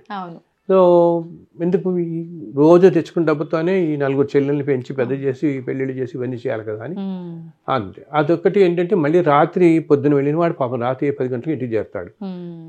అందుకోసం మధ్యాహ్నం అన్నం తిని ఎక్కడ ఓ చెట్టు కింద కాసేపు రిలాక్స్ కాస్త తీసుకుంటాడు అనమాట. ఒకరోజు ఏమవుతుంది, ఇతను ఒక రైల్వే స్టేషన్ దగ్గర పొద్దున వెళ్తాడమ్మా. వెళ్తాడు, అక్కడ ఒక పెద్ద సీట్ ఎక్కుతాడనమాట. ఇంకా ఈయన ఆటోలో ఓ బ్యాగ్ అది పెట్టుకుని ఏదో ఎక్కుతాడు, ఏదో ఫలానా చోట తీసుకెళ్ళమంటాడు. తీసుకెళ్తుంటే ఆ రోజేమో అతను కొంచెం జ్వరంగా ఒళ్ళు నొప్పులుగా ఉంటుంది. కానీ ఏంటి పాపం కష్టపడి తప్పదు, కష్టపడి చేసే జీవితాలు కదా, తప్పవు అనమాట. చేసుకుంటే కాదు ఇల్లు గడవదు, వీళ్ళందరినీ పెంచేయాలని చెప్పి ఏం పర్వాలేదు అని చెప్పి ఏదో వందేసుకుంటాడు, నడుపుతుంటాడు. ఈ ఆటోలో కూర్చున్న వ్యక్తి చాలా దర్జాగా కూర్చుని ఉంటాడు. ఇంత వచ్చేటప్పటికి నీకు ఒక చోట ట్రాఫిక్ సిగ్నల్ పడుతుంది. ట్రాఫిక్ సిగ్నల్ పడగానే ఒక ముసలి అబ్బనమాట వణుకుతూ వచ్చి నాయన ఆ సేట్జీని అడుగుతుంది, నేను అన్నం తిని 4 రోజులైంది, కనీసం చాయ్ పేస్లు ఇదండి అని అడిగితే ఆ సేట్జీ విపరీతంగా విసుక్కుంటాడు. లే కూర్చునే అని చెప్పేదో అంటాడు, గట్టిగా అంటాడనమాట. అది ఇతను వింటాడు కదా, ఇతను వెంటనే పిలిచి ఇన్ఫ్యాక్ట్ ఆ సేట్జీ దగ్గర అతను వెంటనే ఏం చేస్తాడు, ఈ ఆటో నడుపు అతను పిల్లాడు అని పిలిచి తను ఛాయ్ కోసం పెట్టుకుంటాడు చూసావా, ఆ 10 రూపాయలు తీసి ఆబకిచ్చేస్తాడు. అమ్మా నువ్వు ఛాయ్ తాగు, పర్వాలేదు, ఏం పర్వాలేదు. తనకి కష్టం ఏంటి, ఆల్రెడీ ఒంట్లో బాగాలేదు, ఏదో వేసుకుంటూ వచ్చి రాయితే హాయిగా ఉండి మళ్ళీ రాత్రి 10 దాకా నడుపుకోవాలి తను. అయినా వెంటనే 10 రూపాయలు ఆబకిస్తాడు. వేరే అతని దగ్గర ఆ సేట్జీ దగ్గర బ్యాగ్లో 25 లక్షలు ఉంటాయి. అంత 25 లక్షలున్నా ఒక్క 10 రూపాయలు ఇచ్చే గుణం కూడా లేకుండా పోయింది ఆ మనిషికి. వేరే అతని దగ్గర ఏమీ లేకపోయినా ఉన్న 10 రూపాయలు తీసిచ్చాడు. సో అక్కడితో అతనికి ఆ ఒక్క దాని వల్ల ఒక 50 జన్మల్లో తను చేసుకున్న ప్రారంభ కర్మ అంతా నశించిపోయిందమ్మా. తను చేసుకునే పాపాలు ప్రారంభ కర్మ ఉంటేంది 50 జన్మల ప్రారంభ కర్మ ఇంతమంది జన్మలది.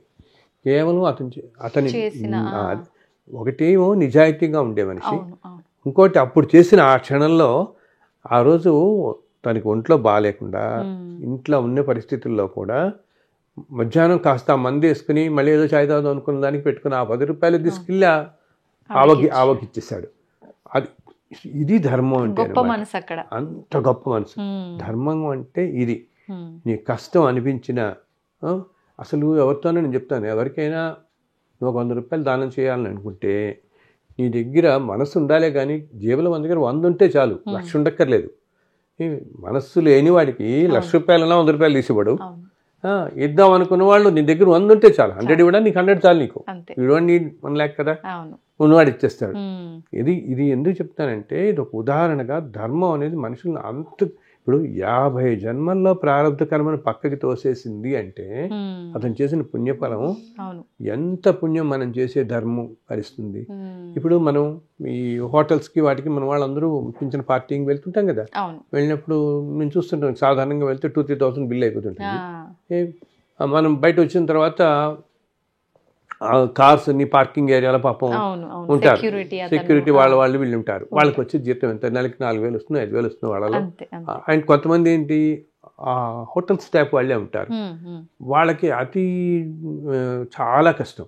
సో నువ్వు లోపల అంత 2-3 వేలు బిల్ చేస్తావు, వాళ్ళకు 10 రూపాయలు ఇవ్వడానికి కూడా ఆలోచిస్తారు. అసలు నువ్వు 10 ఎందుకు, 50 రూపాయలు ఇవ్వచ్చు కదా.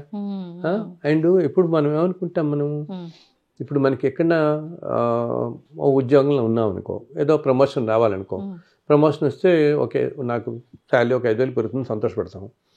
పొరపాటు అంటే ఒకవేళ మనకి 5,000 బదులు 10,000 ఇంక్రిమెంట్ ఇచ్చారనుకో, ఎంతో సంతోషపడి ఆయన భగవంతుడు నిజంగా దేవుళ్ళ వచ్చాడు నాకు, ఈయన మా మేనేజర్ దేవుళ్ళు అంటాడు అని అనుకుంటాం, నిజంగా దేవుడు ఉన్నాడు అనుకుంటాం. ఇప్పుడు ఆ మనిషి కూడా నువ్వు నిజంగా గమ్ముకుని ఎప్పుడూ చేయకపోలేదు, ఎప్పుడన్నా ఒకసారి నువ్వు 10 రూపాయల బదులు 100 రూపాయలు అతని చేతిలో పెట్టు, అతను మొహంలో సంతోషించుడు, ఎంత సంతోషం కనపడుతుంది. ఎప్పుడు ఒక ఆత్మ సంతోషిస్తే ఆ వచ్చేంత బ్లెస్సింగ్స్ ఎప్పుడు ఎక్కడ రావన్నమాట. అందుకని మనకి ఎప్పుడు చిన్నప్పటి నుంచి వాళ్ళు చెప్తారు ఏంటి 10 మందికి చేయండి, 10 మందికి సాయం చేయండి. 10 అంటే అక్కడ నెంబర్ కాదన్నమాట. మనం ఏంటి ఎంత ఎక్కువ మందికి సహాయం చేస్తే ఆ సోల్స్ అంత ఎక్కువ మంది నీ మంచి కోరుకుంటారు. అనుకోకుండా మనసు అనుకుంటుంది కదా. సో అది వాళ్ళు మనకి చెప్పలేకపోవచ్చు అప్పుడు వెంటనే, కానీ అది మనని ఎప్పటికీ రక్షిస్తూ ఉంటుంది అనమాట. ఒక కవచంలాగా రక్షిస్తుంది. మనం చేసే మంచి కవచంలాగా రక్షిస్తుంటుంది. మనం ఒక్కోసారి చూస్తూ ఉంటాం, ఇప్పుడు మనం హైవేస్ మీద వెళ్తున్నప్పుడు ఏదో యాక్సిడెంట్ అబ్బాయి వెరీ నేరోగా మిస్ అయ్యి అంటుంటారు వాళ్ళు, అమ్మో నేను అసలు ఆ కారు చూస్తే ఎవరు మనిషి బతుకుంటాడు అనుకుంటారండి, లేచి నడిచి బయటకు వచ్చేస్తారు నలుగురు వీళ్ళందరూ. సో అదేంటి, భగవంతుడు వాళ్ళల్లో ఆ నలుగురు ఎదురులో ఎవరో ఒక పుణ్యాత్ములు ఉంటారు, ఎవరో ఒక పుణ్యాత్ములు ఉండుంటాడు. ఆ పుణ్యాత్ములలో మిగతా వాళ్ళందరూ కూడా రక్షింపబడ్డారు. అలా కూడా అవుతుంది. ఆ నలుగురు ఎదురులో ఎవరో పుణ్యాత్ములు ఉండటం బట్టి మిగతా వాళ్ళు కూడా దానివల్ల వీళ్ళు రక్షింపబడ్డారు. సో వాళ్ళు చేసుకునే పుణ్యం అనేది అంతగా మనిషిని కాపాడుతూ ఉంటుంది. మనం అనుకుంటాం అంత కాపాడుతుంటుంది. వేరే అన్యాయం వల్ల మనం సంపాదించామనుకో, మనం ఈ క్షణంలో మనం అనుకుంటాం, కానీ అది తర్వాత అది కష్టపెట్టినట్టు ఏది కష్టపెట్టదు. అన్యాయంగా సంపాదించిన ధనం కానీ, పరుషంగా మాట్లాడటం కానీ, మనం ఎవరినన్నా కూడా అసలు నేను అందరితో చెప్తుంటాను అన్నమాట. ఇప్పుడు మనం ఇందాకన్నామే, వాళ్ళకి ఏముందండి 500 కోట్ల బ్రహ్మాండంగా అనుభవిస్తున్నారు, అన్యాయం ఉంది, డబ్బే ఇంపార్టెంట్, నువ్వు ఎలా సంపాదించావని ఇంపార్టెంట్ కాదు కదా అంటుంటారు కదా. ఎలా వచ్చిందన్నది కాదు ఈ రోజుల్లో, నీకు డబ్బు ఉందా లేదా, డబ్బు ఉంటే గొప్పవారు, అంతే గొప్పవాళ్ళు అంటుంటారు కదా. బట్ అన్యాయంగా చేసే దాని వల్ల తల్లి తర్వాత తరాల్లో కష్టపడతారు, అసలు ప్రశాంతత ఉండదు వాళ్ళకి. ఈ రోజున మనం ఇందాక అనుకున్నామే, చాలా డౌన్ ట్రోడన్గా ఉండి ఎన్నో కష్టాలు పడుతున్న వాళ్ళు, అనారోగ్యాలు పడుతున్న వాళ్ళ పార్లు, వీళ్ళందరూ ఏంటంటే ఏదో జన్మల్లో వాళ్ళు చేసుకున్న పాప ఫలం కూడా అనుభవిస్తున్నారు. ఈ రోజు నీకు భగవంతుడు ఒక ధర్మంగా, ఇప్పుడు నువ్వు మంచి ఉద్యోగం చేస్తున్నావు, ఉద్యోగంలో చాలా కష్టపడి పైకి వచ్చావు, బాగా సంపాదించుకుంటున్నావు అనుకో, అది వేరు. ధార్మికంగా సంపాదించిన ధనం వేరు, అన్యాయంగా సంపాదించుకున్న ధనం వేరు. అన్యాయంగా సంపాదించుకున్న ధనం ఇప్పుడు నీకు అనిపిస్తుంటుంది నేను బాగానే ఉన్నాను అని చెప్పి, కానీ వచ్చే జన్మల్లో వాటన్నిటికీ ఎన్నో రెట్లు బాధపడాల్సి వస్తుంది. అది కూడా ఏంటి, నువ్వేంటంటేట ఎంత ఎక్కువ నువ్వు అన్యాయం చేసావనుకో, అప్పుడేమవుతుంది, ఒకే జన్మలో నువ్వు ఒక 10 జన్మల కర్మ అనుభవించాల్సి వస్తుంది. ఫోర్స్లా వచ్చి పడిపోతుంది. అర్థమైందా? ఏంటి ఒకే జన్మలో అంటే ఏంటి, వాడికి ఒక కష్టం కాదు 10 రకాల కష్టాలు వస్తాయి మనిషికి. సో పాపంగా సంపాదించే సొమ్ముతో మనుషులందరూ గ్రహించాల్సింది ఏంటంటే, ఏమిటి ఈ జన్మ, తర్వాత జన్మ ఏముంటుందా ఏం చూద్దామని అనుకున్న వాళ్ళు తర్వాత జన్మలో, ఒక్కొక్క జన్మలోనూ ఇన్ని కోట్ల జన్మల్లో చేసుకున్న వాటిల్లో వాళ్ళు ఒక జన్మ అనుభవం రావటం కాదు, ఒక్కో జన్మలోనూ ఒక 50 జన్మల ప్రారంభకరం వాళ్ళు అనుభవించాల్సి వస్తుంది. అటువంటి వాళ్ళే గట్టిగా పడుతుంది, అప్పుడు చాలా గట్టిగా పడుతుంది. అసలు సామాన్యంగానే అమ్మా, మామూలుగా ఏంటంటే కాలంలో ఇప్పుడు మనం కొంచెం ఏమంటాం, చాలా కష్టకాలంగా ఉంది ప్రపంచం మొత్తానికి కూడా కష్టకాలం. ఇది అందరూ పెద్దవాళ్ళు చెప్తున్నారు, ఏమిటి 2020 నుంచి స్టార్ట్ అయింది, 2030 దాకా ఉంటుంది అని చెప్పి ఇప్పుడో చెప్పబడింది. ఈ 10 years కొంచెం టఫ్ పీరియడ్లో ఉన్నాం అనమాట. ఇలా కష్టకాలంలో ఉన్నప్పుడు మామూలుగానే మనందరికీ కూడా మనం ఒక జన్మలో పడాల్సింది, ఈ జన్మలో ఏమున్నాయో పడాల్సినవి ఆల్రెడీ ఒక 10 జన్మలు ఇప్పుడు పడిపోతుంటాం మనం. అందుకనే ఇన్ని రకాల కష్టాలు చుట్టూతో చూస్తున్నాం మనుషులు. మరి ఇప్పుడు ఎందుకు మనం ఉద్యోగం చేసే చోట కానీ, మన ఇళ్లలో ఉండే చోట్ల, పక్క ఇళ్లలో ఉండే వాళ్ళలో కానీ ఎన్నో రకాల కుటుంబాల్లో అశాంతి, ఇవన్నీ ఎన్నో చూస్తున్నాం కదా. ఏదో రకమైన ఇబ్బందులు, వివాహం చేసుకున్న తర్వాత ఏదో ఇద్దరికి కుదరకపోవటం, ఎన్నెన్నో రకాలు, ఇవన్నీ కష్టాలు అనేవి ఎక్కువగా కనపడుతున్నాయి మనకి, ఇప్పుడు బాగా వస్తున్నాయి. ఎందుకు ఇది, కాలం బాగా లేకపోవడంతో ఎక్కువ అనిపిస్తారు. సో ఈ అనుభవం ఈ అన్యాయంగా ఉండద్దు అని అందుకని చెప్తున్నాను వీళ్ళందరికీ. ఇంకొకటి, ఇప్పుడు నువ్వు అందరూ వీళ్ళు ఇందాక చెప్పాను నేను, ఇంత అన్యాయంగా సంపాదించిన డబ్బుతో తర్వాత జన్మల్లో ఎంతో కష్టతరమైన లైఫ్ రావటమే కాదు, వాళ్ళు మళ్ళీ ఇదే చూస్తారు కూడా. ఇప్పుడు నేను ఆ మధ్య ఒకసారి చూసాను, ఒక చాలా ఏమంటాము, చాలా రిచ్ అనమాట, చాలా డబ్బు సంపాదించాడు అన్యాయంగా అంతా అనమాట. అతను పెద్ద పెద్ద బిల్డింగ్ కూడా కట్టుకున్నాడు ఆ డబ్బుతో. అంత అన్యాయంగా సంపాదించిన డబ్బుతో కట్టుకున్నాడు కదా. దానివల్ల ఆ తర్వాత జన్మలో ఒక 20 సంవత్సరాల క్రితం మరణించాడు. ఈ తర్వాత జన్మలో ఆ చుట్టుపక్కలే ఆ ఇంటి నుంచి దాదాపు ఒక మైల్ దూరం, 1 కిలోమీటర్ దూరంలో ఒక మురికాలో ప్రవహిస్తూ ఒక స్లమ్ ఏరియా ఉంటుందండి. ఆ స్లమ్ ఏరియాలో పుట్టాడు తను. మళ్ళీ పుట్టి చాలా దారుణమైన హీనమైన స్థితిలో ఉంటూ ఇప్పుడు 20 ఏళ్ళకి వచ్చి తిండి లేక అడుక్కుంటూ ఎప్పుడైతే తను ఇల్లు కట్టుకున్నాడో అంత బ్రహ్మాండంగా ఆ ఇంటి కాంపౌండ్ చుట్టూ అటు ఇటు తిరుగుతున్నాడు. తెలియదు తనకి. ఎలా తెలుస్తుంది? ఏ జన్మతో ఆ జన్మతో పోతుంది కదా. చూసావు నీకు ఎంత కష్టతరమైన పరిస్థితి వచ్చిందో. ఇంత ముందు జన్మలో నువ్వు అన్యాయంగా ఇంత ప్యాలెస్ లాంటిది ఉన్నా వెంటనే నువ్వు చూస్తున్నావు. ఏంటి నీ ప్రదేశంలోనే పుట్టి తినడానికి కూడా తినలేని పరిస్థితిలో ఈరోజు ఉన్నావు. ఎందుకు? ఇది అన్యాయంగా సంపాదించడం వల్ల. ఇటువంటి జీవితం ఎన్నాళ్ళు ఉంటుంది? ఇంకొక 50 జన్మలు ఇటువంటివే వస్తాయి, అన్యాయంగా సంపాదించావు కాబట్టి. అదే మనం న్యాయంగా సంపాదించి మంచి పనులు చేసామనుకో, కొంతమందికి ఎలా ఉంటుందంటే, ఆ మధ్య నా దగ్గరకు ఒక ఆయన వచ్చారనమాట. వాళ్ళ తాతగారు చాలా కష్టపడి ఎంతో హానెస్ట్గా ఉండి ఒక మంచి స్కూల్ అది పెట్టి పిల్లలందరూ చదివిస్తూ ఉండేవారు. సో ఆయనకి ఏముండేది, నేను ఇంత కష్టపడి పెంచి ఈ స్కూల్ని ఈ స్థితికి తీసుకొచ్చాను, రేపు పొద్దున ఏమవుతుందో ఇది ఏంటి. ఆయన ప్రతి రూపాయి కూడగట్టుకుని తనకున్న ఆస్తి అంతా కూడా అమ్మేసి ఒక చిన్న విలేజ్లో అనమాట ఫ్రీ ఎడ్యుకేషన్ ఇవ్వాలి, ఈ ట్రైబల్ ఏరియాస్లో ఉన్న వాళ్ళందరికీ ఫ్రీ ఎడ్యుకేషన్ ఇవ్వాలి అని చెప్పి ఒక 200-300 పిల్లలకి ఫ్రీ ఎడ్యుకేషన్ పెట్టాడు ఆయన. విద్యాదానం చేస్తూ. అది కూడా ఏంటి, తనకి 7-8 ఎకరాల తల్లిదండ్రుల నుంచి వస్తుంది ఆస్తి మొత్తం అమ్మేస్తాడు. పిల్లలు కూడా అడుగుతారు, ఏంటి ఇలా చేస్తున్నావున్నా వినడు. లేదు మనం ఇదే మనని కాపాడుతుంది, ఈ మంచితనం మనం కాపాడుతుందని అది తనకున్న ఆస్తి అంతా అమ్మేసి తను సంపాదించుకుని స్కూల్ టీచర్ కింద చేస్తుండేవాడు. అది కొన్నే పెట్టి ఒక స్కూల్ కట్టి స్కూల్లో 200-300 పిల్లల చేత చదివిస్తూ ఒక ట్రస్ట్లో పెట్టి ఆ డబ్బుతో పెట్టి చేస్తున్నాడు. సో అప్పుడు ఆయన అనుకుంటూ ఉండేవాట, తర్వాత తరాల్లో ఏమవుతుందో అని. ఎప్పుడైతే నువ్వు అంత మంచి పని చేసి అంత చేస్తున్నావో ఏమవుతుందో తెలుసా, తర్వాత కాలంలో మళ్ళీ నువ్వు జన్మ ఏదో తీసుకుని ఇదే కుటుంబాల్లో నువ్వు జన్మిస్తావు. మళ్ళీ దీన్ని నువ్వు చూసుకుంటావు. అర్థమైందా? మళ్ళీ నువ్వు చేసిన వ్యవస్థ అంతా నీకంటే కనిపిస్తుంది. నువ్వు ఎక్కడో వాళ్ళలోనే సంబంధించిన వాళ్ళలోనే పుట్టి మళ్ళీ ఇదంతా నువ్వు చూసుకోగలుగుతావు. సంతోషంగా చూసుకుంటాడు అప్పుడు మళ్ళీ. కానీ తెలియదు తనకి, నేను చేశాను ఇదంతా అని తెలియదు.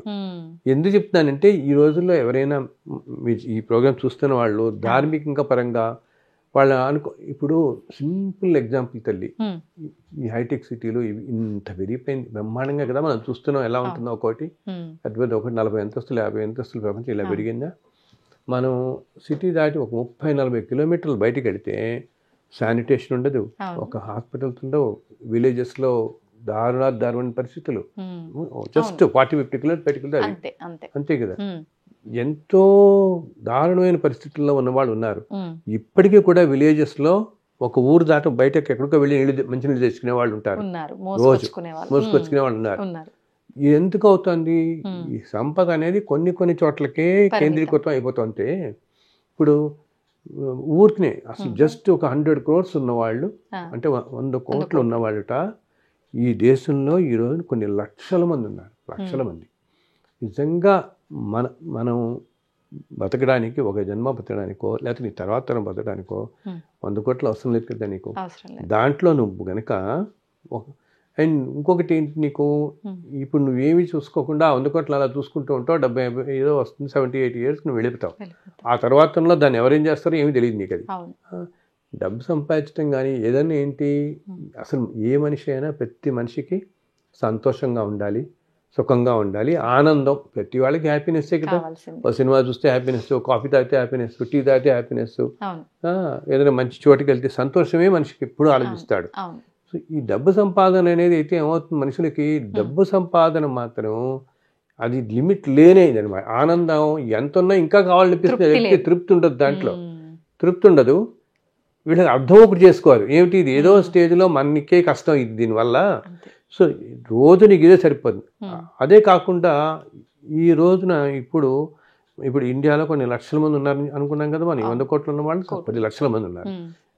వీళ్ళ ప్రతి ఒక్కళ్ళు కూడా 20% పని 20 కోట్లు పక్కన పెట్టేసి వీటిలన్నీ ఎన్ని లక్షల జీవితాలు బాగుపడతాయి, చక్కగా హాస్పిటల్స్ కట్టచ్చుకోవచ్చు.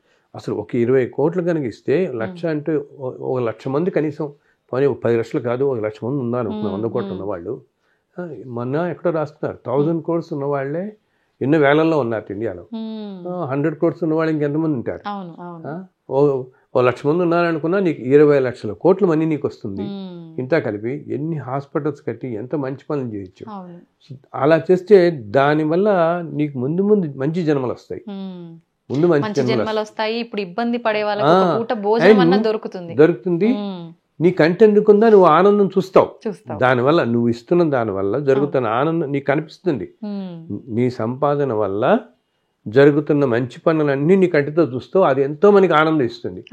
అలా ఏమి చేయకుండా దాన్ని అలా పెట్టుకుని కూర్చుంటే దాన్ని ఇంకా డబ్బు మల్టిప్లై చేసుకుందాం అనుకునే వాళ్ళే కానీ దానివల్ల మంచి పనులు చేద్దాం అని చెప్పి ఎవరికో కానీ ఉండదు. అసలు ఎవరికి ఉండరు, కొంతమంది ఉంటారు అక్కడక్కడ. కానీ ప్రతి ఒక్కరికి ఈ భావన రావాలి, మనం మంచి పని చేస్తే అది మనకి ఎంతో తృప్తిస్తుంది, ఆనందిస్తుంది, సమాజాన్ని కాపాడుతుంది. రేపు నేను ఇంతకుముందు జన్మల్లో ఏదైనా పాపాలు చేసుకున్నా వచ్చే మంచి జన్మలు వస్తాయి నాకు. వచ్చే జన్మల్లో కష్టాలు పడను. నేను మన చుట్టూ కష్టాలు పడుతున్న వాళ్ళని చూస్తాం కదా, ఏ మనిషి కష్టం పడదు అనుకోడు. ఇన్ని రకాల కష్టాలు పడుతున్న వాళ్ళని చూస్తాం కదా, అమ్మో ఈ కష్టం నాకు రాకూడదు, ఇది రాకూడదు అనుకుంటాడు. కానీ ఎంత ప్రారంభ కర్మల వల్ల ఏమవుతుంది, నీకు నిజంగా కష్టం అనేది వస్తే ఎంత డబ్బు ఉన్నా ఏది మనని కాపాడదు. అది మనం గ్రహించాం. ఎందుకంటే నేను ఎంతో మంది చూస్తుంటాను కదమ్మా, ఒక పెద్ద ఫార్మా కంపెనీ అనమాట, వాళ్ళే క్యాన్సర్ డ్రగ్స్ తయారు చేస్తారు. అటువంటిది ఆ కంపెనీ చైర్మనే ఒక 2-3 సంవత్సరాల పాటు పోరాడారు క్యాన్సర్తో. మెడిసిన్స్ కూడా వాళ్ళు చేస్తారు. అయినా 3-4 సంవత్సరాల పాటు చాలా కష్టపడ్డాడు మనిషి. తొందరగా వెళ్ళిపోతే బాగుండు అనుకుని స్టేట్కి వెళ్ళిపోయాడు మనిషి చివరికి. అదేంటి, ఏ జన్మలో చేసుకున్న ప్రారంభ కర్మ మనిషిని అలా ఉన్నప్పుడు ఈ జన్మలో మంచివాడే, ఏ జన్మలో ఇలా అనుభవిస్తున్నప్పుడు అన్యాయం చేస్తే ఇంకా ఎలా అనుభవిస్తాం మనం. అది ప్రతి ఒక్కళ్ళు గ్రహించాలి. అండ్ ఇందాక చెప్పాను చిన్న ఆటో డ్రైవర్ ఎగ్జాంపుల్, అదేమింది, అది అన్నిటికంటే ఈజీ కదా. అంటే ప్రతి ఒక్కరు కూడా అర్థం చేసుకోవాల్సింది ఏంటంటే, డబ్బు మనం అనుకుంటాం శాశ్వతం కాదు, మనతో తీసుకెళ్ళమని. కానీ అనుకోవడం వరకే కాదు, దాన్ని నిజంగా ఆచరణలో పెట్టాలి. ఏదున్నా మనం చేసిన మంచి పుణ్యం ఇవి మాత్రమే మనతో తీసుకెళ్తాం ప్రతి జన్మకి. ఇది ఒక్కటి గుర్తుపెట్టుకోవాలి. ప్రతి జన్మకి తీసుకెళ్తాం, ఈ జన్మలో కూడా మనకి ఆనందం ఇస్తుంది. ఇప్పుడు ఒక మొహం ఇందాక నేను చెప్పాను చూడు, నువ్వు బయటికి రాగానే ఇప్పుడు ఎందుకు మనం చిన్న క్యాబ్ ఎక్కుతాము, క్యాబ్ ఎక్కిన తర్వాత అందుకే చేంజ్ లేదని 10 రూపాయలు, నువ్వు పర్లేదు బాబు నువ్వు మనం ఉంచేసుకో అనగానే ఎంత సంతోషపడతాడు అతను. ఆ మనిషిలో సంతోషం కనిపిస్తుంది, సోల్ అనమాట. ఒక ఆత్మ కనుక సంతోషిస్తే అది ఎంతో రక్షిస్తుంది మనిషిని, యువతల మనిషిని. ఇప్పుడు నాకు నేను బయటకు హోటల్ అతనికి నువ్వు 10 రూపాయల బదులు ఎప్పుడన్నా ఒక్కసారి ఎవరికైనా ఒక 100 రూపీస్ గబుక్కుని వేసి చూడు. ఈ రోజుల్లో 100 అంటే ఏముంది, అసలు వాల్యూ ఏముంది, అలా కష్టపెడుతున్నారు అందరూ. అలా ఉన్నవాళ్ళు ఆ మాత్రం ఉన్నవాళ్ళు ఇస్తే ఆ సోల్ గనక ఆనందిస్తేట, ఒక ఆత్మ సంతోషపడితే అది రక్షించినట్టు ఏది రక్షించదు, అంత కాపాడుతుంది మనని. ఇందా నేను చెప్పాను అతను 50 జన్మల ప్రారంభ కర్మే పోయిందంటే ఎంత కాపాడుతుంది మన అనమాట. అంటే మనం చేసే మంచి ఇలాంటి దాన ధర్మాలు అనేవి మన ప్రారంధ కర్మల్ని తొలగిస్తాయి, ప్రస్తుతం మనం సంతోషంగా ఉండడానికి ఉపయోగపడతాయి. ముందు జన్మల్లో మనం చేసిన మంచి వల్ల మళ్ళీ మంచి ఫలితాలు కలిగే అవకాశం, మంచి జన్మలు వస్తాయి, అన్ని లాభాలు ఉన్నాయి. మనిషి జన్మ తర్వాత ఉత్తమమైన జన్మ అంటే ఇంకా మోక్షమేనా గురువుగారు, ఇంకేమైనా ఉందా? అంటే అన్ని జన్మల్లోకెల్లా మానవ జన్మే చాలా ఉత్తమమైందమ్మా. మనం దాన్ని ఉపయోగించుకోవాలి. కానీ అసలు మానవ జన్మ, ఎందుకంటే దేవతలు కూడా అనుకుంటారట మానవ జన్మలోనే మనం ఏదైనా కర్మ చేయగలుగుతాం, మంచి పనులు చేయగలుగుతాం. ఏమి దేవతలకు శరీరం ఉండదు, శరీరం లేని వాళ్ళు ఏం చేస్తారు. సో మనకి భగవంతుడు ఇప్పుడు ఇన్ని లక్షల జీవజాతుల్లో మనిషి అన్నిటికంటే ఉత్తమమైనది. అండ్ చాలా మంది ఏమిటారంటే అనుకుంటాం మన మోక్షం అంటే ఏదో ఇంకా ఏంటి వెళ్ళిపోయిన తర్వాత వచ్చేది భగవంతుడితో కలిసిపోతాం. మోక్షం అనేది బతుకున్నప్పుడే నువ్వు అనుభవించగలగాలి. ఎప్పుడు అన్నిటితో డిటాచ్డ్గా ఉంటే, మన పని మనం చేసుకుంటూ నీ ధర్మం నువ్వు ఆచరిస్తూ. భగవద్గీతలో కూడా అదే చెప్తాడు కదా భగవంతుడు.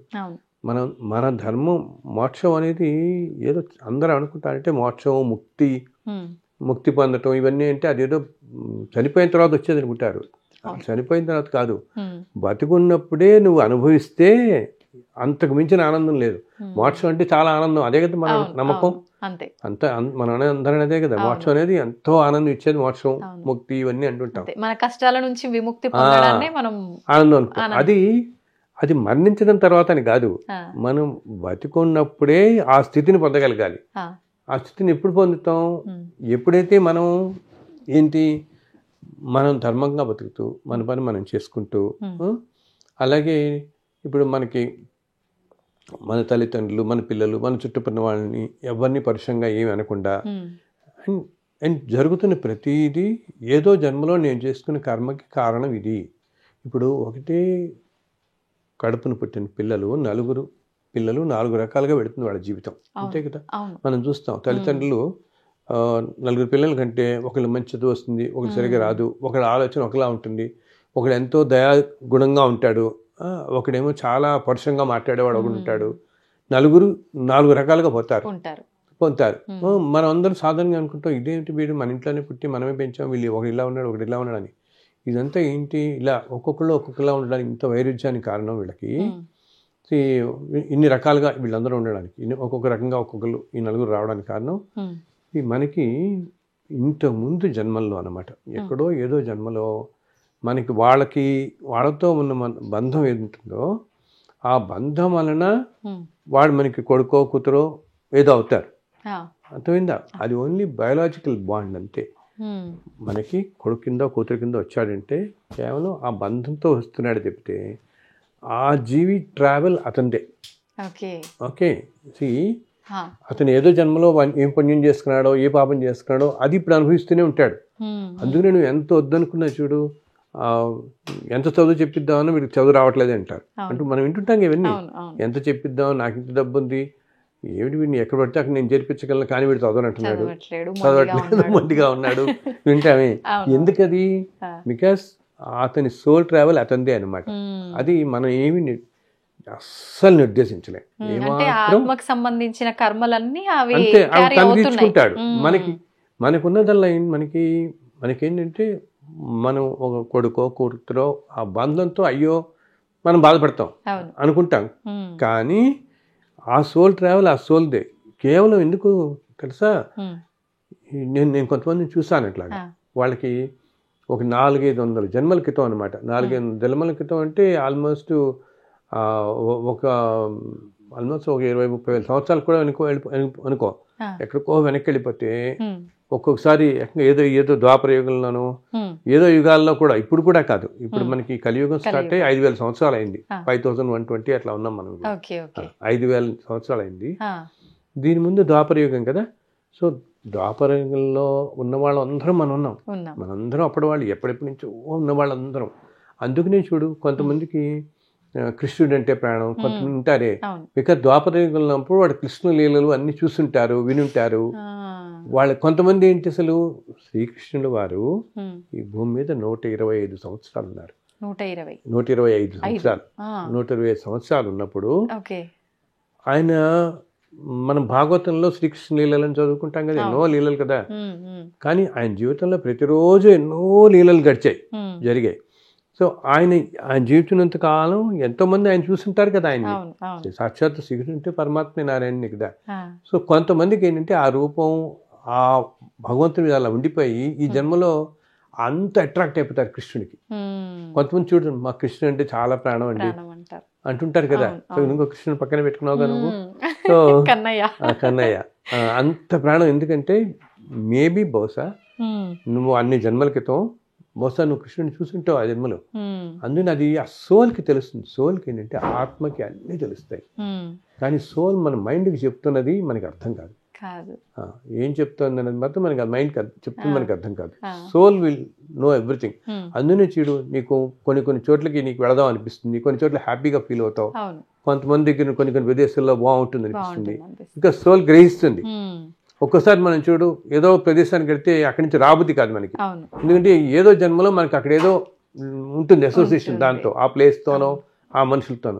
కొంతమందిని చూసినా కూడా ఎక్కడో చూసినట్టు ఎంతో దగ్గర వాళ్ళలా అనిపిస్తారు మనకి.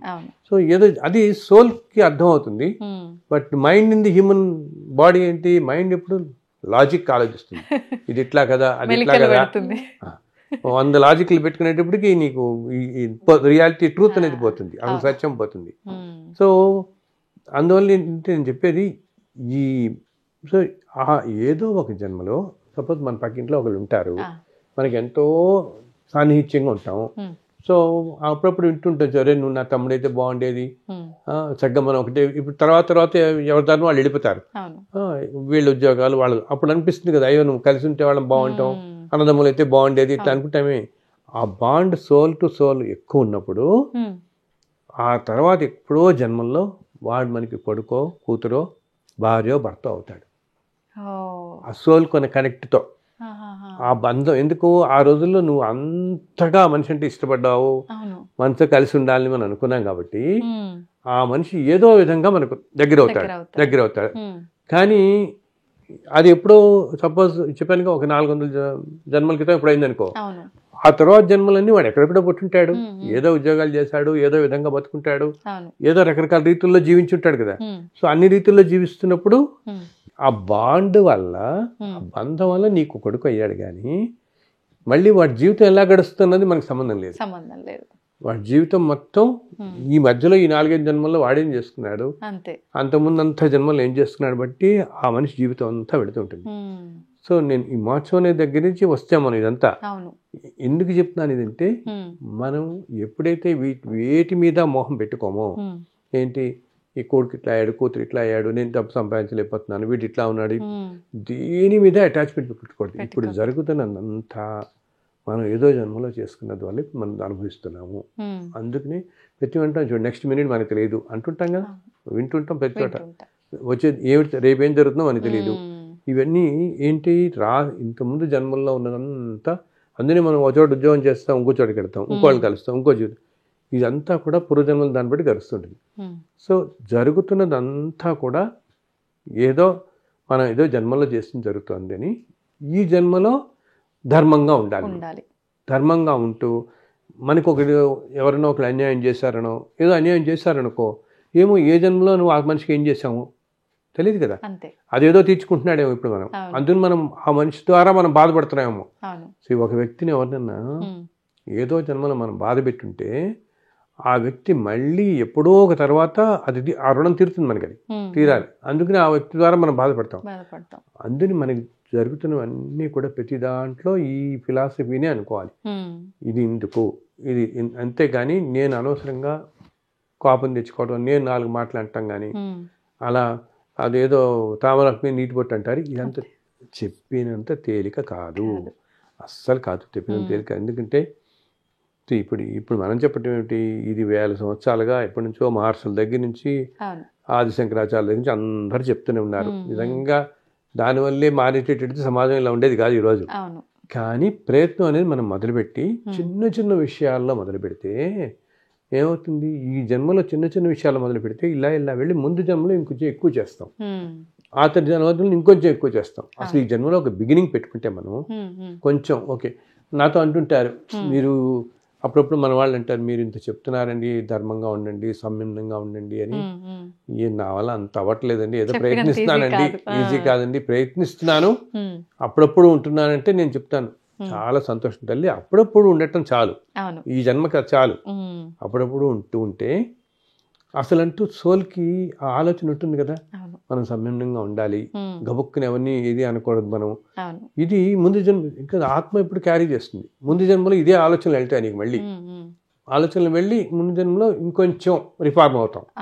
అలా ఈ రోజున మనం ఎవరినైతే సొసైటీలో మహానుభావులుగా చెప్పుకుంటున్నామో చాలా ధర్మాత్ములండి, ఆయన ఎవరిని ఒక మాట అనడు, ఎంతో ధర్మంగా ఉంటాడంటే వీళ్ళు ఎన్నో జన్మల్లో సాధన చేసి ఉంటారు.